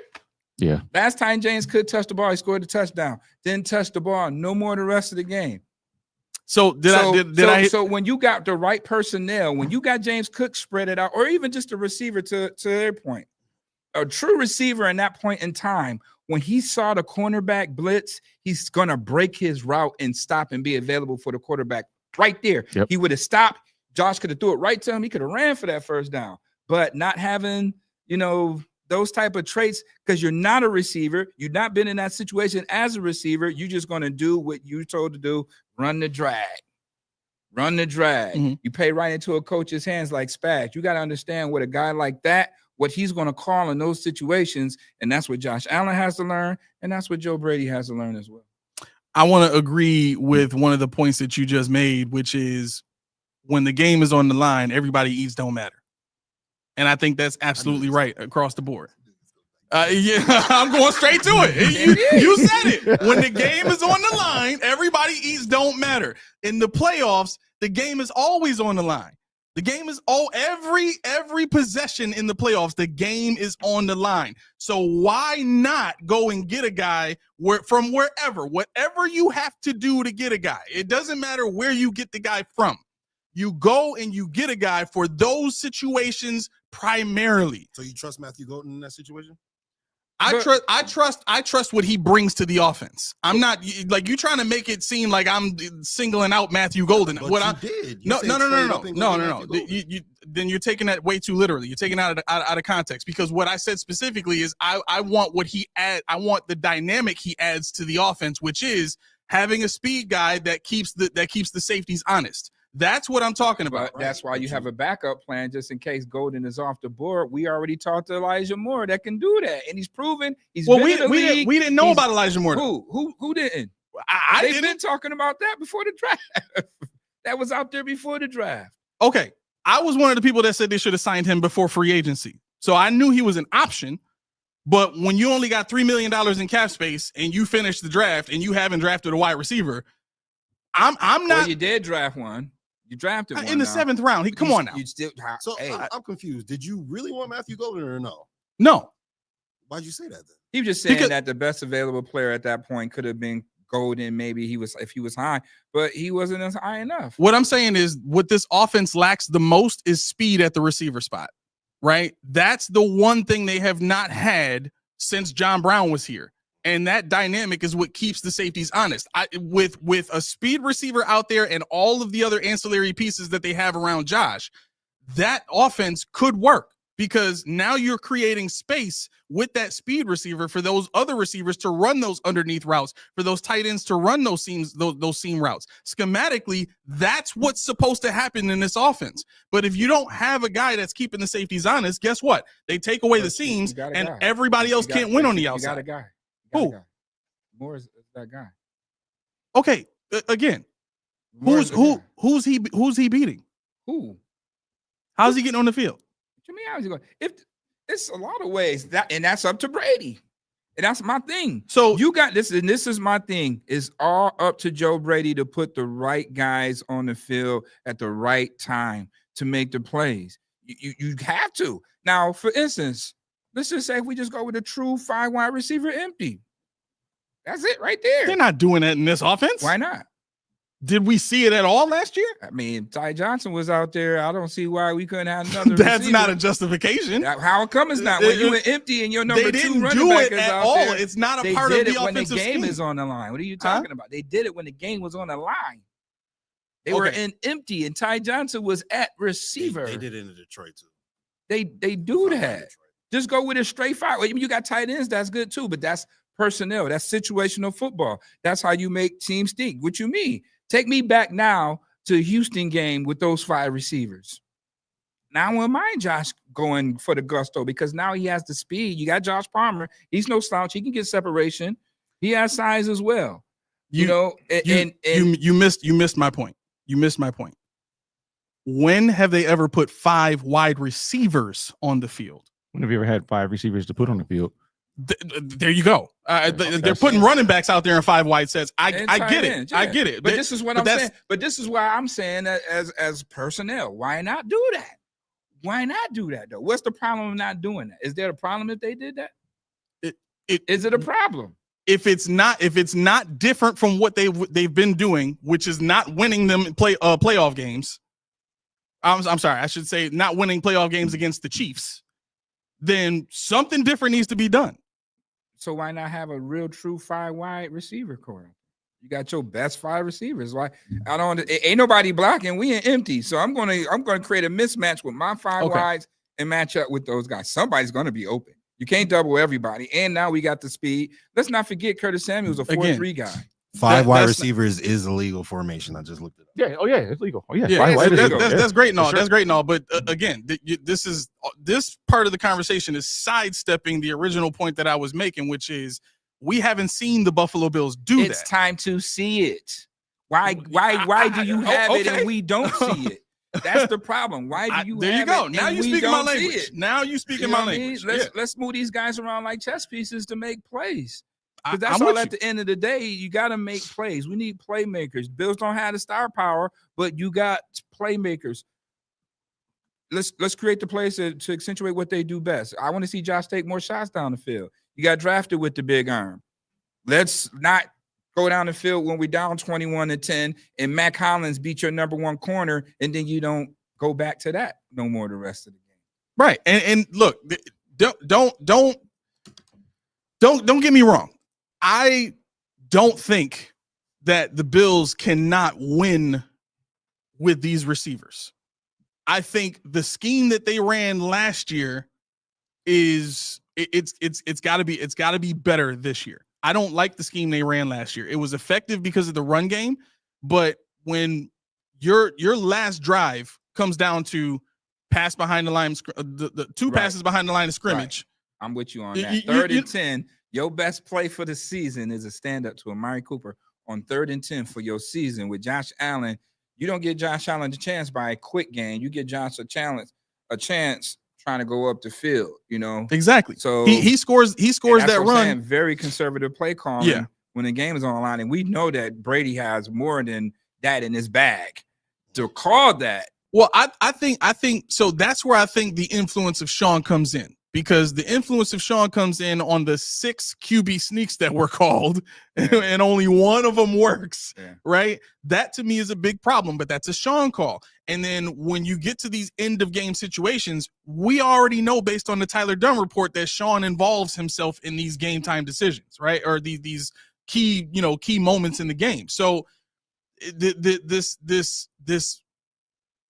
this point that I'm really trying to get to, the foundation of it is we need to have a head coach that's willing to do something different. And the one thing that I said all last season long about Sean was that we're starting to see some different things on defense in the way that he was calling games, and the way that the plays were being called, some of the philosophy. Week 11, when we played the Chiefs, I was at that game. We were playing press man. Right. So, and that's something we never done. Right. He had to change the philosophy last year. We had a completely different set of pieces. Well, right. But what I'm saying is that worked. So if we've seen that adding some changes into the defense works, why not have something ready for the playoffs? Because they did the same exact thing and the Chiefs had an answer for it this time. That was the biggest difference. Right. And to your point about, getting receivers to kind of get up the field and spread out to give Josh somebody to throw to past the line of scrimmage. We saw the efficacy of that in the Week 11 game when on what was it? Was it a 4th down when he ran for that touchdown at the end of the game? Yeah. Right. Receivers were gone. He had one guy crossing, and they thought they had Josh with that. They thought they had that route covered. That was the same play, but it's a different wrinkle. That's why he blitzed the 2 on that side so Josh wouldn't run. Right. That's the same play. They just the Bills just tweaked it a little bit. Right. And ran motion a different way, but it was the same play. And that's what Alert expects to say, okay, if we ever see that at this time, we send in both of those guys. Josh is not going to beat us with his legs. It was just amazing finding Josh to find Kincaid. Right. The safety valve. But again, if you have a receiver there in that situation and he sees that his man blitzes, he's going to make himself available to Josh right there. Josh don't have to be under duress trying to hope that Kincaid sees him. The guy's there available. It's checkmate. Right. You know what I'm saying? Right. It's checkmate. That's what I'm saying. Personnel. If you now we talk about Stephon Diggs, right? Mm-hmm. So if say Stephon Diggs or Gabe Davis was right there, they're stopping right away because they know they're open right now. But this guy ain't checking me. He just blitzed. I'm open. It's 4th and 5. Give me the ball. Direct. He ran. He did the play. And I don't know if you see it, but I think I see a lot of that in Keon Coleman too. When plays break down, Keon Coleman is usually the guy that's open. He comes open almost every time. I don't know if you've noticed that as well. But I think now that Josh has seen it on tape, I think now Josh recognizes if plays break down, let me find out where 0 is, because if I find him, I find a good thing. Yeah, absolutely. But that's just the process of his development. And that's where you see the Bills not panicking on getting a receiver because, hey, they feel that they fixed that problem. So And they need another one. Two of high course, they knew that they needed in the last 2 drafts. but it wasn't a premium for them. It wasn't a premium spin. Look, you just signed Khalil Shakur to a bag. All right, you signed Coleman. Samuel to a bag. You bringing in Josh Palmer. You signed him to a bag. You got Keon Coleman, high value pick, 2nd round. Can't keep bringing receivers in. You got Elijah Moore for a steal right now on free agency. What he brings to this team as far as his attributes. So when you look at his ability, he's going to get the separation. He runs a lot of routes, and he's great run after the catch. Right. So he's going to be a problem, with teams, especially I feel that Keon Coleman is going to take over more of a Matt Collins role. You got to get Keon Coleman a little bit more involved this year. So I think he takes that more physical approach, role with Matt Collins did. His own before the injury. Yeah, for the injury. So we'll see. But you can't just let that go and think we're going to invest in another round 1 receiver. That's just not going to happen. Yeah, but okay. So then let me ask you this: with Curtis Samuel on the roster, who's played the number 2 spot outside for both the teams that he played with, Carolina and with Washington, what do you think made the Bills go to Joshua Palmer and say, we're going to give you $10 million? Because he's a more polished wide receiver. He's a route runner that can get separation. Okay. And at that point, he was probably the only one out of the receiver core that had that ability. Keon Coleman, he's a 50-50 athletic, jump ball special physical.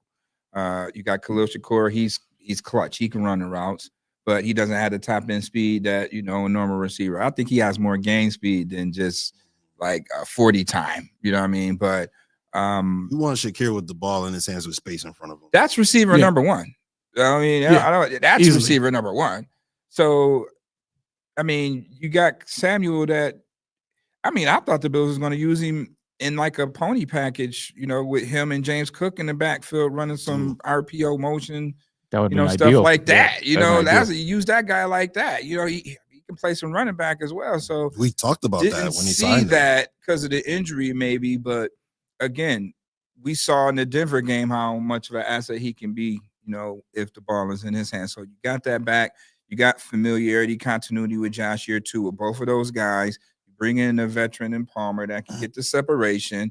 You still got Kincaid and Knox now. You know what I mean? So, hey, now you got the little speedy guy because everybody felt a certain type of way, felt the Bills need to get Worthy. Okay, so we got a more polished Worthy, probably not the not the 4-2 guy, but you got a 4-3 guy that's been in the league, lightly seasoned, and understands defenses tendencies. I think that to your point, people need to remember we do have Dawson Knox. That's the one name that people is a whooping boy. Everybody wants to poo-poo on Knox because why? They say Kincaid is a speedy guy. Guess what? Knox is faster. They say Kincaid is a catch.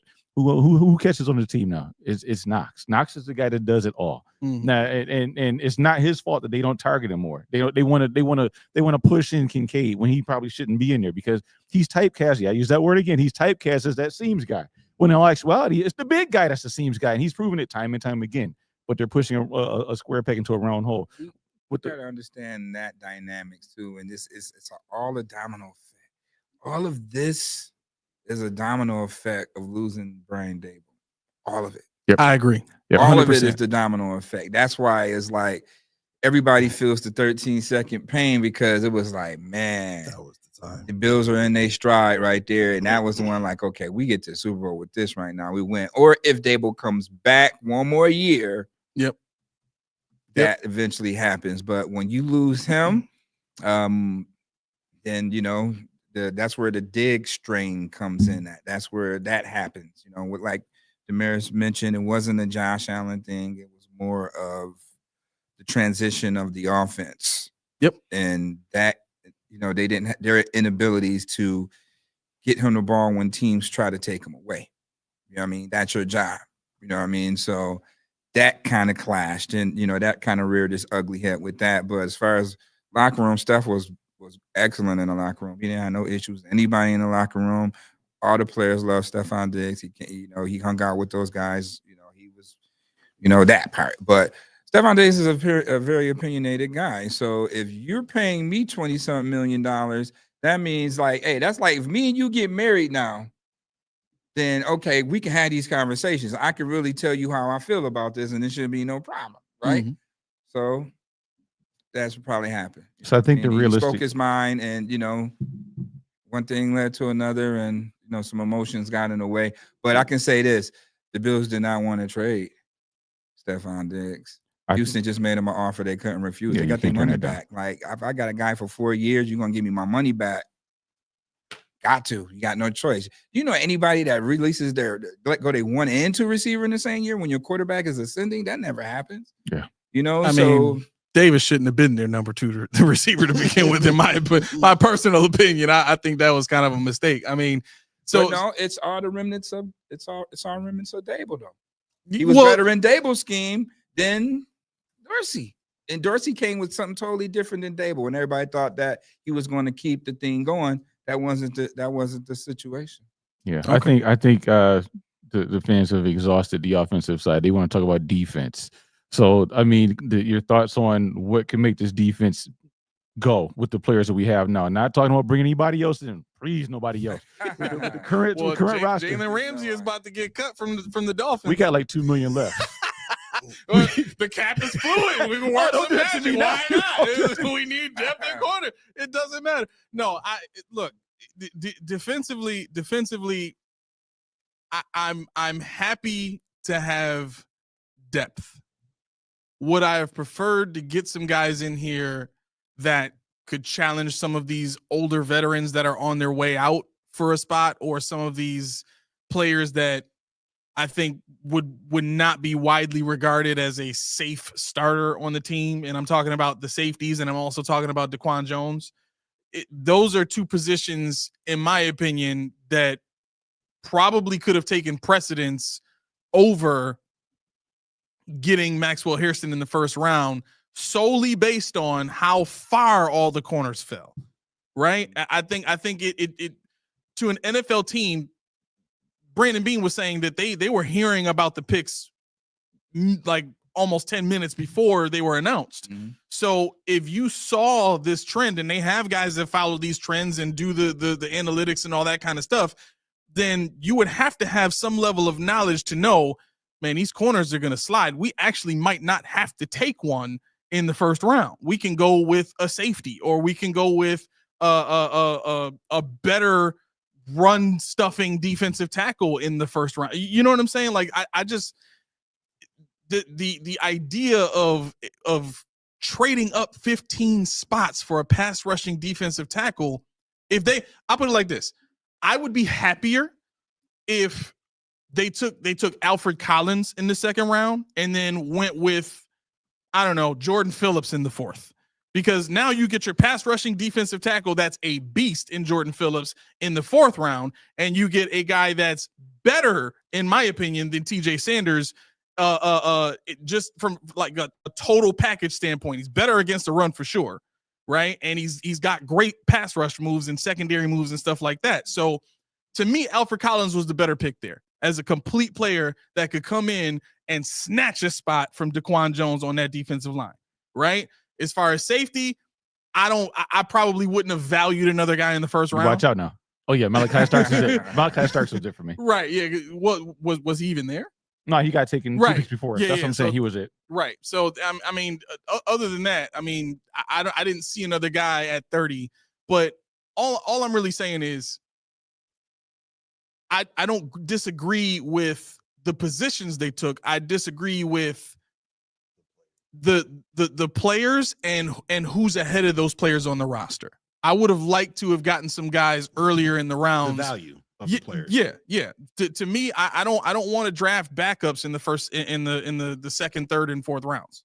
True, but I mean, you get the best pass rushing D tackle. I mean, everybody has their opinion on that. I mean, when Beane came out and explained it to us, because everybody was wondering where's the big one tech guy, such as an Alfred Collins. You saw those D tackles getting off the board quickly, but they covered it. At the end of the day, the problem with the Bills' defense is third down, not being able to get the quarterback on the ground. We not in the business of pressure rate and stuff like that. We're in the business on third down. Can you get the quarterback on the ground, or can you get him to turn the ball over? All right, that's the issue. So they went and got, in their eyes, the best pass rushing defensive tackle that they feel that wouldn't have been there at 56. So you make the move because Beane, he does not like having that third round pick, right? Mm-hmm. So that was the move, really. Like, how could I move up, covet the guy that I like, at this position, but still puts me in position to eye this guy because he's sliding for some reason, but he's still high on arm, but he still carries a high grade. So, okay, like you said, 10 minutes before each pick, Beane probably knew that Landon Jackson is definitely going to be there at 72 and make that move like that with the Bears. He traded with the Bears all draft day, all day, and made that move. So now, okay, we get what we need in the pass rushing D tackle, and we end up getting the edger at 72. Then, we still get the luxury pick, moving back up and getting the D tackles, not of a Alfred Collins, athletic standpoint, kind of like the same makeup though. This guy's 6'7.5", 335. If he, gets healthy, he can definitely be a bully, in the interior for sure. Yeah. So they got a guy that could definitely demand a double team, and to be 6'7.5", 335 pounds running a 5'3" isn't slow by far for a guy that size. So if they can develop him and get those guys on there, now you don't have to worry about a guy or bringing a Larry Ogunjobi in for 1 year, $8 million. You can get a draft pick for $8 million for his rookie deal that's going to be way more productive for you down the line. So you got to give the Bills credit for going that route instead of the normal route of spending the money on those type of veterans, and really hasn't panned out. But you losing money year in and year out that way. I don't have to give him credit for it. You can. No, I give him credit. You got to get a youth movement that's going to be there for Coach Babbage to develop his kind of guys, and that's what you see a little bit more too this year. You see a transition of Bobby Babbage and what he likes to do schematically within Coach McDermott's defense or his scheme. You know what I mean? He's enhancing his scheme. So what really drives me nuts about this game, this is personal. This is my own personal wish, is that we had a speed rusher. I wish we got, Mike Green. I wish we would have got or just Ezra put Solomon on the field, right? Put Solomon on the field. I mean, you could platoon them. Platoon Mike Green as Araku with Solomon. You could, I mean, that's how they were looking with Von Miller and Solomon last year. Now, you got two Rousseaus. We know you're gonna be set on setting edges, but you're funneling them into the smallest defensive tackle tandem. So for me, I get Deion Walker. This is probably best for him because he's gonna play in a heavy rotation. But I was looking for somebody that could move two people at one time, and Deion Walker, I don't know how tall you are, but at my height, when I played D tackle, it was a chore just trying to get low enough. Right. Because every time you get on the field, they're like, get your pads lower. I'm on my knees. I can't do no more. No, you're not lying. so sometimes being tall in football is not advantageous, especially in the D line. So it's like, I want that guy with that bend. I want that guy with that speed that can turn it on real quick and be gone, And I just don't see that in Landon Jackson. Landon Jackson, he's fast, he's strong, he's powerful, he's explosive, but he doesn't have that natural God-given bend and the handwork that I wanted to see out of that guy opposed to Rousseau. Because we know Rousseau's not, well, I shouldn't say we know, but I know Rousseau's not giving us 10 sacks, but he'll give you 7 to 8, maybe even 9. But if you have that guy on the other side that you have to watch out for, Rousseau's gonna pop. You gotta let Solomon get out there. Yeah, I was surprised that Swinson slid as far as he did. Brady Swinson, yeah. Well, they said he had issues with the coaches at LSU. Yeah. So stuff that it's always something. Don't do that. But I mean, other than his 40 time, his numbers, he tested through the roof. Yeah. And that's what you need. You need a high motor guy, an intangible guy at the end. I would mind having a James Pierce type of player, but they were gone. You know what I mean? We ain't got no guy that's coming 4-4 off that edge. Yeah. With that size and ability, so you got to do it by committee. Well, let's go there real quick then, and then we'll start to close up. But the idea of culture for the Buffalo Bills, right? We'll start with this question. When you look at the culture that the Eagles have, you could even go to the culture that the Rams have or the culture that the Chiefs have. I think we as Bills fans would agree it's not even close to the closeness of the locker room that the Buffalo Bills have, right? Would you say that based on your okay? So how do we align this culture with the winning that those teams do? Because the Eagles, for one, they don't look like they have a culture, and they just won the Super Bowl. They just blew out the team that we can't seem to stop, right? And when I'm thinking about the emphasis that the team puts on culture and the emphasis that the team puts on culture guys, right? Because all of the guys that they drafted, they loved them because they were culture fits. Max Hairston is a prime example of that, right? We saw him getting up and hugging people, and we saw the how great of a dude he is, right? And that's a perfect fit for our locker room. I think we all know that, but what is it going to take for that culture to equal the same winning that the Eagles are doing? You just said it. Just win. That's it. Winning solves our problem. You got to go out there. You got to win your battle. When you out there on that field, every snap, win your battle. Got to win your battle, man. I mean, as far as culture and all of that, the culture is fine. It's just, you're just losing the game on certain situations. Like, they're losing the game on situational football. And that's the issue. Every time it's not like a Super Bowl situation where Kansas City just got demolished, right? Bills don't get, well, last time the Bills don't get demolished. It's been on quite a while since the Bills really got demolished out of what 6 seasons, probably twice they probably really got took to shed. What was right? the last one, like So the Baltimore game? It's Yeah, it's just more situational football down the stretch with the Bills, and got to make plays. See, I think in the chat, a couple people said what I've been saying a lot. They said, why is Russo not rushing from the inside? Because he would get his 10 sacks. Now that falls into what I said. When they talk about Landon Jackson, when they talk about Russo, when they talk about Dwayne Smoot, when they talk about these guys reducing inside to take on the guard, but they never do it. It's like you have to be loose enough to understand you got youth, and that's what I like about this defense, the speed, guys that want to run. Now you got a chance to do twists and stunts and delayed blitzes and things like that, cover man. And the playbook is not rocket science. I mean, I probably wouldn't know what they're doing because I don't play football to that degree, but they played in high school, college. These are some All-Americans, all ACC, all SEC players. They're smart. They know how to do. And if you want to utilize the talent you drafted in the 4 or 5 years that you get before you really have to pay these guys, you have to be able to break it down to a level what the players can understand and get them on the field as fast as possible. Exactly. That's how. So at the end of the day, I think that's what this all comes down to. And just for everybody's information, Justice had to run, so we got Coach D back on the show with us. Coach D back in the house, baby. So what I think this all comes down to is the money, right? Because at the end of the day, the one thing that keeps parity in the league and keeps teams from being what the Bills were in the 90s and just having talent everywhere is the salary cap, right? So when you think about the restrictions or the strategy involved in maintaining the salary cap, it points you towards asset allocation, right? And when I'm thinking about asset allocation, I'm thinking about, okay, I know I need to pay my quarterback, right? Because that's the most important position. After that, I need to make sure that I'm doing, part A, part B, part C of building my team to be effective in the playoffs when it matters the most, while still staying under the salary cap, right?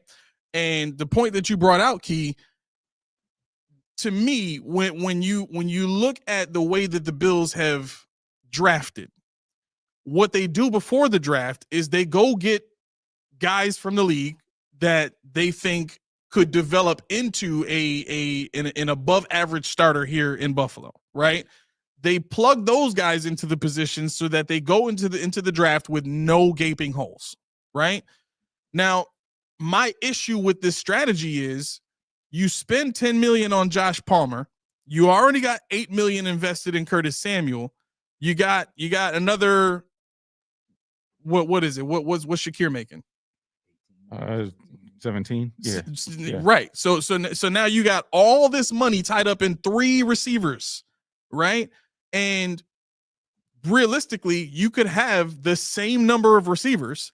If this is an everybody eats offense, you could have the same number of receivers of guys that have similar talent levels drafted for a third of the price, right? And then if you wanted to, you could then afford to trade for a guy like Myles Garrett on defense. You could afford to sign a Javon Holland in free agency for $15 million to come in and be a safety, a playmaking safety that we all know we need. So what, based on what you guys have seen, how are the Bills justifying this asset allocation? Because on paper, it looks like they're strapped to the cap for the last 3 seasons, and the Von Miller signing was the start of all that, and that's the reason that they use to preclude them from doing things like trading for other big name players that we all know can help the team. Well, I think he justified it by saying what he said to the reporters the other day is, well, we scored 30 points a game the last 8 games. That's how he's justifying that allocation. And he's just doubling down on it, which in the reality of it, you can't blame him, or you can't like knock him for doubling down when in fact, they did score 30. I mean, those were the facts of the matter. But I think the more important piece, or another, the in addition to what you were saying is, and we always go back to this. You brought a stat to my attention regarding Josh Allen having the worst scored against stat as a quarterback than any other quarterback in the playoffs. Oh, the EPA per play? The EPA per play. Yeah, it's the worst in NFL history. That is crucial to winning. Yeah. Like we're talking about winning. I think you brought the point up. Right. But bottom line to it is winning. Yeah. like we're not in this to come in second place. There as a player, if you don't win the Super Bowl, you failed. Right? And can you say that again for the folks in the back? Because there's a lot of Bills fans that's just like, fans don't have that perspective. Okay. Right. All right. What we call them wishful thinking fans versus critical thinking fans. Right. But they're like the bottom line to competitive sport. And I was telling this to some of the kids I was coaching today. Competitive sport is not about having fun. Like you hear that thrown out there like just go out there and have fun. Yep. Competitors, they don't think about competitive. Competitive sport is about accomplishment. That's right. It's not about going out there and have fun. It ain't fun to lose. No, it ain't. Well, it ain't. Look, you can win. Ask the New England Patriots when they went 16 and 0. Yeah, 16-0 and lost in the Super Bowl. Listen, you can win 16, 17 games. If you don't win the Super Bowl, we failed. Wait. That sounds familiar.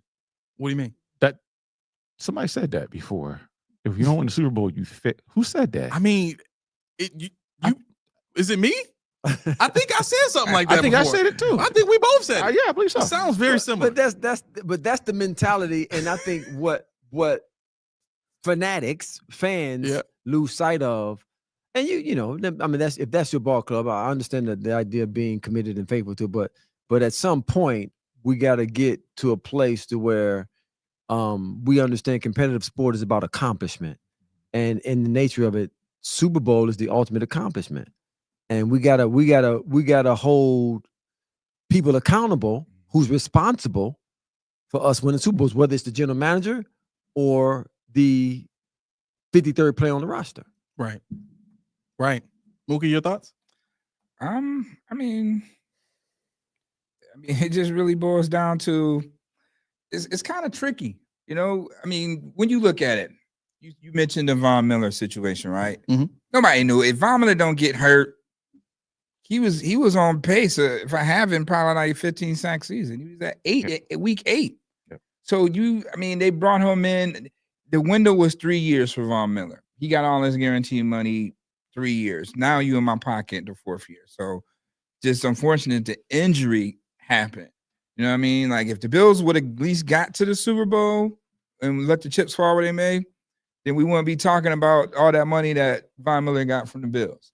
You know what I mean? But the injury prevented that. And the Bills got really hit with the injury bug with players that they were paying a lot of money to. So now the business side kicks in. You lose your Tre'Davious. I mean, you're making business decisions now because it just ain't worked. It didn't pan out. Yeah. You know, so now to your gripe, when you're just talking about getting more people, but you gotta look at this. Contractually, guys are locked in. So I can't think about somebody replacing this guy right now. He has to get me what I need him to do this year. Next year, he's a free agent. You know what I mean? A la, you know, for the situation like Matt Milano, you know, something like that, right? Mm-hmm. So now it'll be a point of emphasis maybe to look at linebacker because Bills pretty much got just about every position sold up. Now they can make a point of emphasis in the draft to address linebacker or next man up, Dorian Williams. Yeah, I was gonna say Dorian Williams. I don't understand the because there are a lot of other people that have said linebacker needs to be addressed. I mean, you have a guy that was gonna have well over 100 tackles last season. He did. He had over 100 tackles before Milano came in. So, and that wasn't even through a full 17 game season. So, to me, it's like I think the idea is, and I understand your point about like the fact is they spent this money, but where I'm trying to get to is, you know what? Let me back up a second. So here's how I arrived at this issue with asset allocation, right? When you look at the Von Miller signing, before the Von Miller signing happened, the Bills were building through the draft heavily. Guys that they were drafting were getting real time on the field, and coming in with opportunities to show that they could do it on the field. And if they did do it on the field, they stayed on the field, right? Once the Von Miller signing happened, that's when they started to do this. We'll sign free agents and plug them in, and then let the draft picks develop, right? No, they was doing that before. They was doing that before. Not to the degree that they're doing it now. Not to the like they weren't sitting guys for 2 or 3 years and not letting them see the field very often. They did it to Gabe Davis. I get that, but again, there were. No. I'm not saying that it never happened. That's not what I'm saying. What I'm saying is they didn't do it as often, right? Because Trey White came in, started day one. Deion Dawkins came in, started day one. But those are pieces that they came in to build with. They got to play right away. We talking McDermott's first 2 seasons. Those guys are playing. No. They made the playoffs with the team that was here when Rex Ryan was still here. Right, they didn't have to do roster surgery. They got rid of what's the left tackle? What it wasn't any better the next year. But Cordy Glenn, right? Cordy Glenn essentially when Deion Dawkins was drafted, they were basically the same player. Deion Dawkins did not come in and just automatically be better than Cordy Glenn. It took him time, huh? He started at guard. Right, both of them did. So that's why I'm saying the comparison between the two players. They didn't need to draft Deion Dawkins. They already had Cordy Glenn. They chose to get rid of Cordy Glenn because he wasn't a locker room fit. He wasn't my guy. You got to understand when it's a new coach, I'm getting rid of all of you guys that's getting paid all this money. He got rid of everybody. Sammy Watkins, Marcel Darius, y'all got to go. Okay. Y'all got to go. Listen, be that as it may. Not my guy. Be that as it may. That wasn't smart cap-wise. It wasn't. It wasn't smart. You were just in the playoffs. You didn't need to do roster surgery at that point, right? So my thought process is they spent the first 3 years of building that team, and I don't even think they expected to get to the AFC Championship game. I think that sped up their clock in terms of team build, and that's because the following year is when they signed Von Miller, right? They give him a bunch of money to come in and be the answer. So you get into that. Now you're cap strapped because you had to pay Josh Allen. You had to pay Josh Allen the year after that too. So I'm not blaming Von Miller's contract on cap strapping the Bills. I'm not blaming it. I'm not blaming that on that. That happened way before. That happened way before Von Miller got his money. That happened way before. With the cap strap? Cap strap? Yeah. He's saying the Bills were cap strapped before Von Miller. Nah, I mean no. If you're not going to factor in Josh Allen's contract, I mean I'm going to defer to you because you're in the know. But I can tell you from what I've seen, they could have done other things, especially got younger at that position. Maybe even got 2 defensive edges at that same position because Von Miller was 32 when they signed him. 32, 120 mil. He came to Buffalo on our plane and say thanks for no thanks. They said, but look at this. Sign here. And he's like, oh snap, 100. And then the thing about the matter is they didn't pay Josh yet. So they always talk about how they sign for now, and then they have an eye to the future. But they had no foresight when they brought Von Miller in, because I'm trying to find out now who was in that draft in 2020. But they didn't take when there was nobody that they saw in that draft good enough, so that's why they went here and got Von Miller. But the thing is, sure they're going to do their research first before they. Well, is it a guy in the draft that we can possibly get? Keep in mind. Keep in mind. We already got Ebenezer and Rousseau. We still got to develop those guys. And I'm looking. Hold on a second. You need the 2021 draft or the 2020? The COVID 2020. 2020? Yeah. No, it wasn't. No, 2020. You're right. 2021. Yeah. Right. I'm sorry. And to that point, the balancing act that the general managers and the college and the recruit and the staff that goes out and scouts the players is they look at these young guys coming out in the draft and they compare them to the free agents, and you try to project what that young guy's ceiling is compared to where this guy is and him being able to help us win right now. When you're in that situation where you gotta make that decision, like, you got to be very spot on. You can win some, you can lose some. When it comes to the salary cap and how that impacts that, obviously the free agent is going to impact the salary cap more than the draft pick. Right. So you're weighing all of these different options. And I think at the time, Von, he had just come off having a great year. He just won a Super Bowl with the Rams. Right. Yep. And I think he might have one of the key sacks in the Super Bowl. Yep. Dominated game. So I mean, when you look at that from a player selection perspective, probably not a bad decision. But when you come to the amount of money you paid them and the allocation of the resources, yes, it puts you in a situation where, man, now how are we gonna pay this person, this person, this person? So so I mean, that's like you said, that's where I'm going with this. When you sign Vine to $20 million, that limits what you can do elsewhere. Mm-hmm. So maybe the number I'm looking right now, we had in 2020, we had $2 million. In 2021, with Vine, we had negative $960,000. But when you look at 2019, we had $11 million when we went into the season. And once we signed everybody we had. So we had the money. But see, what you do is now when you sign Vine, now you're pushing people, pushing the contracts down the road. You're restructuring everybody to make everything fit. Because when they got Vine, correct me if I'm wrong, but that's when they started saying we're doing roster gymnastics. We're doing the salary cap. We're restructuring to make this fit and do this, that, and third. Way before then. Well, I don't. Well, they did roster surgery y'all just before. Looking at the big names. Let's start. Do you know who they drafted in 2021 after they signed Vine? Let's start with Trent Murphy. Let's start there. $8 million. Yeah, you forget all about that. No, right? I know. Let's start where with you Star going? Lotulelei. Yeah, Let's start with Mario Addison. 2029 we had $25 million in cap space. Right. The cap was available to sign those guys. Star Lotulelei's contract wasn't that bad. 5 years, $25 million. It was $50 million. What's that? 5-year, $50 million. Star's contract. I think 25 was guaranteed. That he wasn't seeing all 50 of that. They didn't even bring Jordan Phillips back. They signed Star. No, I know. Hold on. For more money.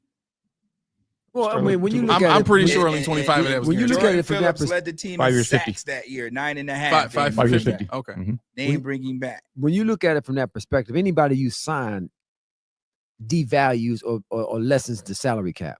I think to the point we're trying to make is it's selecting the player that's going to help you reach your bottom line. Right.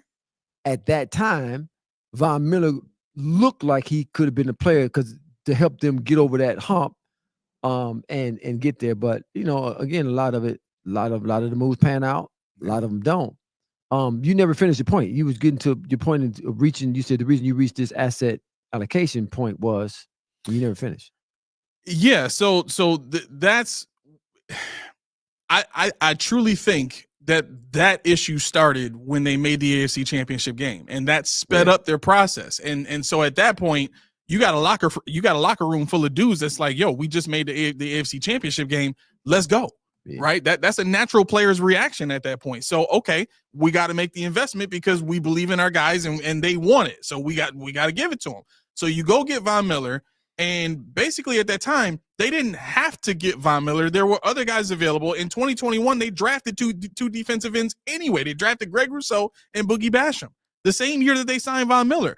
So there were other things that could have been done to get a good pass rusher in the building. And what it was is they wanted Von because of their perception of his locker room fit. So they were willing to go above and beyond everybody else's bid on him because originally he was going to Dallas, is what he said. But to offer this guy at his age $100 million and then say to him, you're going to play for at least 4 of those, right? And then 3. You're going to play for at least 3 of those. And then you get to the point where the next season, somebody in here mentioned they also had to pay Dion and they had to pay Milano. So those were contracts that they were able to squeeze in, but look at the players they had to let go. Jordan Phillips had to go. Mario Addison had to go. Those were good players. I like Jordan. Jordan Phillips was the best pass rushing defensive tackle we had. That was way before Von Miller. Again, I get that. That was way before the Von Miller situation. Right, but we haven't had an impact at defensive tackle since Jordan Phillips left. So why they didn't re-sign him? Because they Star Lotulelei. Huh? Why they didn't re-sign him and brought in Star Lotulelei? Because of the money he wanted. Who? Jordan Phillips. They didn't even offer him a contract. He signed for $33 million in Arizona. So what money are we talking about? Yeah, I think the question comes down to this too. When it comes to free agency and when it comes to draft choices, and we can get back to this year's draft. Are they signing free agents and selecting draft picks that's going to help them get to their bottom line. Right. What do we think about this year's draft and the players? And let's give them 2 years to develop. We'll give them 2 to 3. Like, is this year's draft going to help them get over that hump that everybody wants to see them get over when it comes to the bottom line? The bottom line, and that's trying to win the Super Bowl. The Von Miller situation was them being all in on winning the Super Bowl. And yes, why wouldn't you bring in 2 guys that they can learn and develop with Von Miller during that time span, take the training wheels off, and here we are. It's just unfortunate that Von Miller got hurt. Now, mind you, the top guy in that free agency was Chandler Jones. Raiders signed him for $15 million. Yep. Right? So that prompted the Bills to go get, those are only 2 top edge rushers in free agency. Wasn't that type of draft. Other than Chase Young, guess what? The Bills got 2 of the top 3 top sack guys in that year's college football. Was Chase Young, Epineza, and Russo was top 3. Bills got 2 of them with Von Miller to develop those guys down the line. So I'm imagine if the Bills would have got Chandler Jones.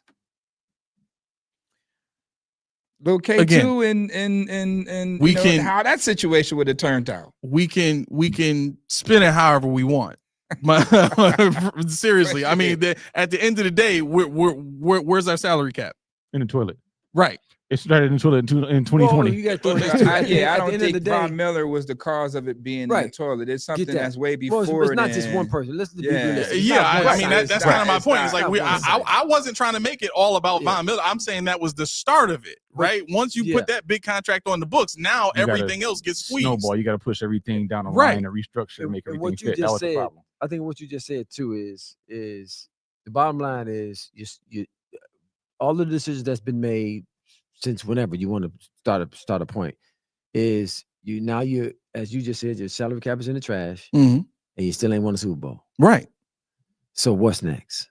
Right. What can be next? That's my point. So now what? Now what? Now we just gonna keep believing that they're somehow gonna figure it out when they haven't done it for 9 years.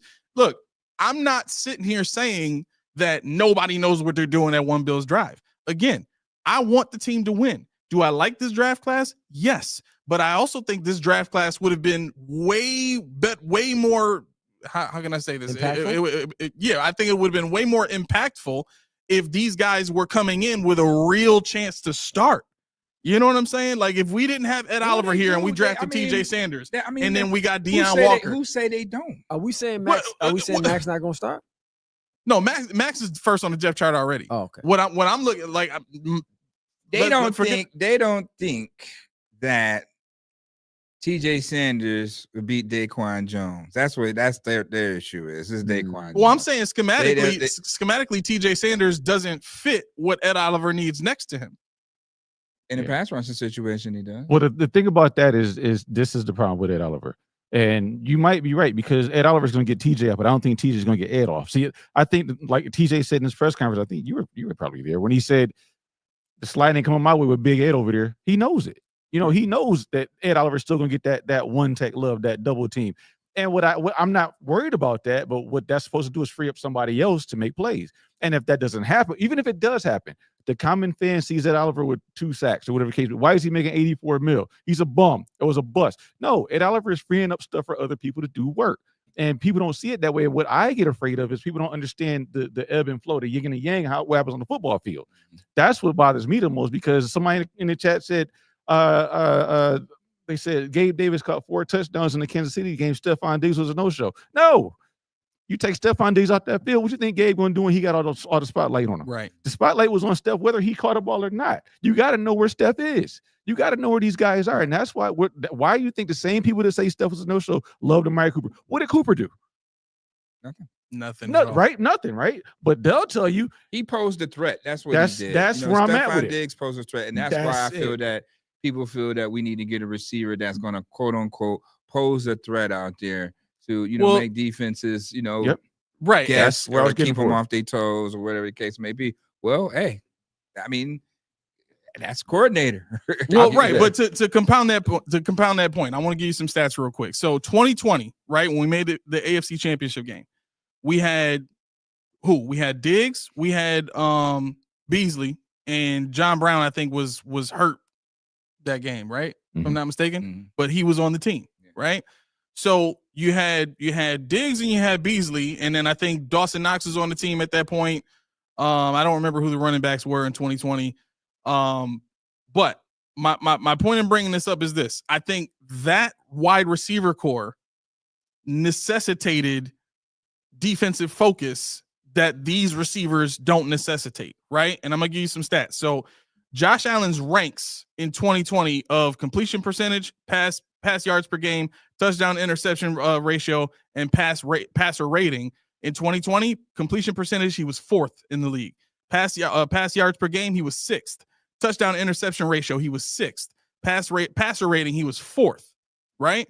You look at what happened with the COVID situation, Beasley's gone, right? Now, John Brown was also gone after that year. So you've only got Stephon Diggs and Gabe Davis, right? So from 2021 to 2023, right? Josh Allen, completion percentage, 23rd. Pass yards per game, 8th. Touchdown to interception ratio, 15th. Passer rating, 16th.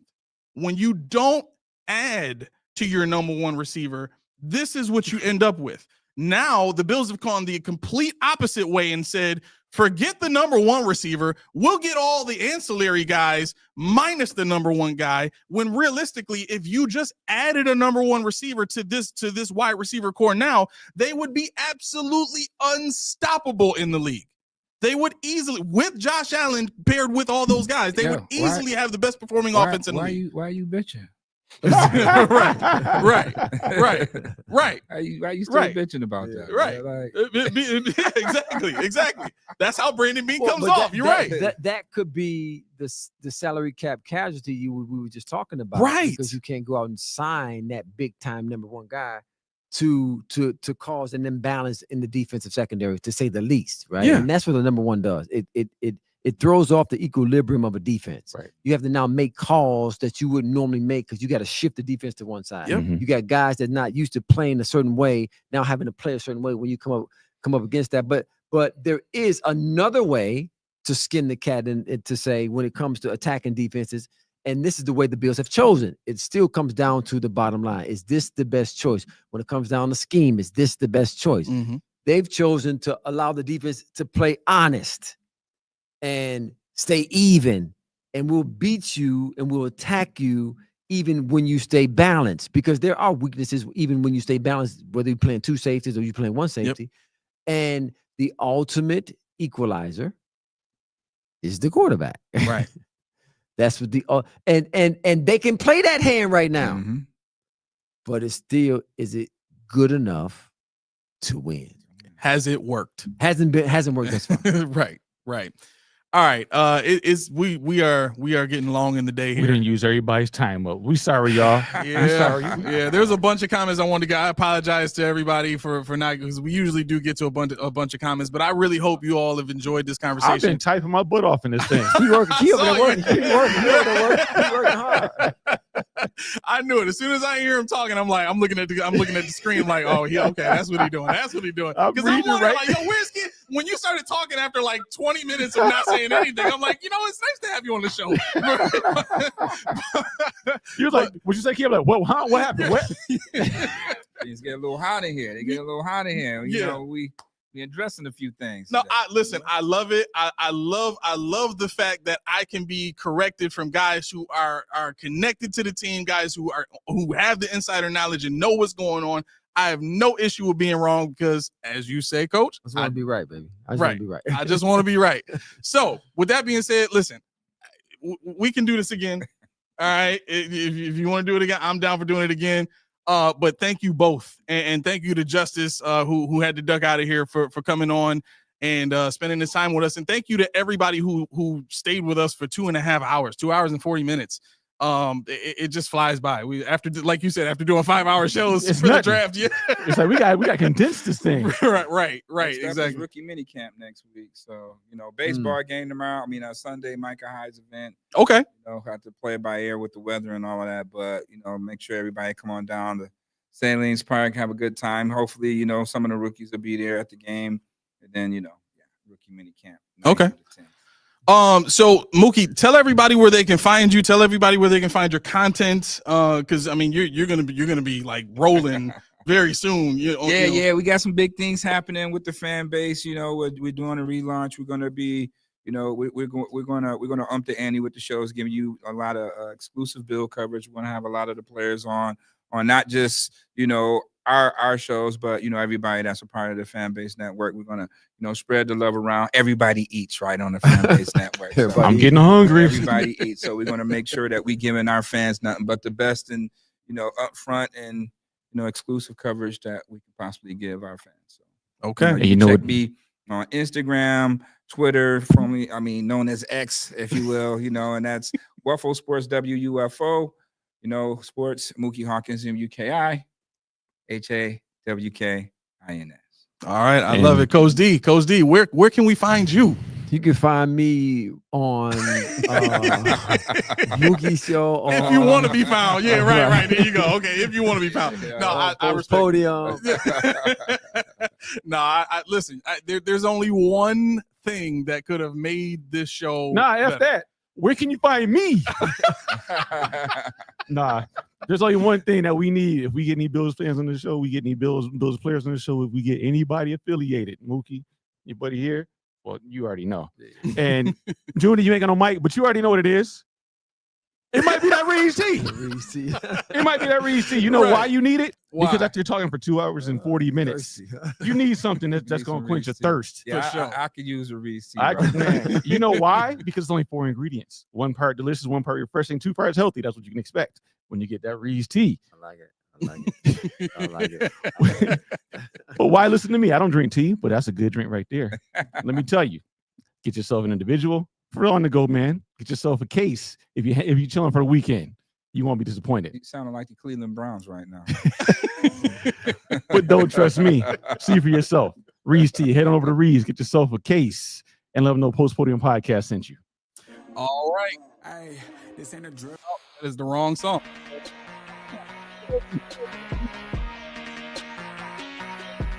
All 1,714 of you guys, thank you so much for tuning in and joining us on this show. We hope to be doing big things like this on somewhat of a regular basis.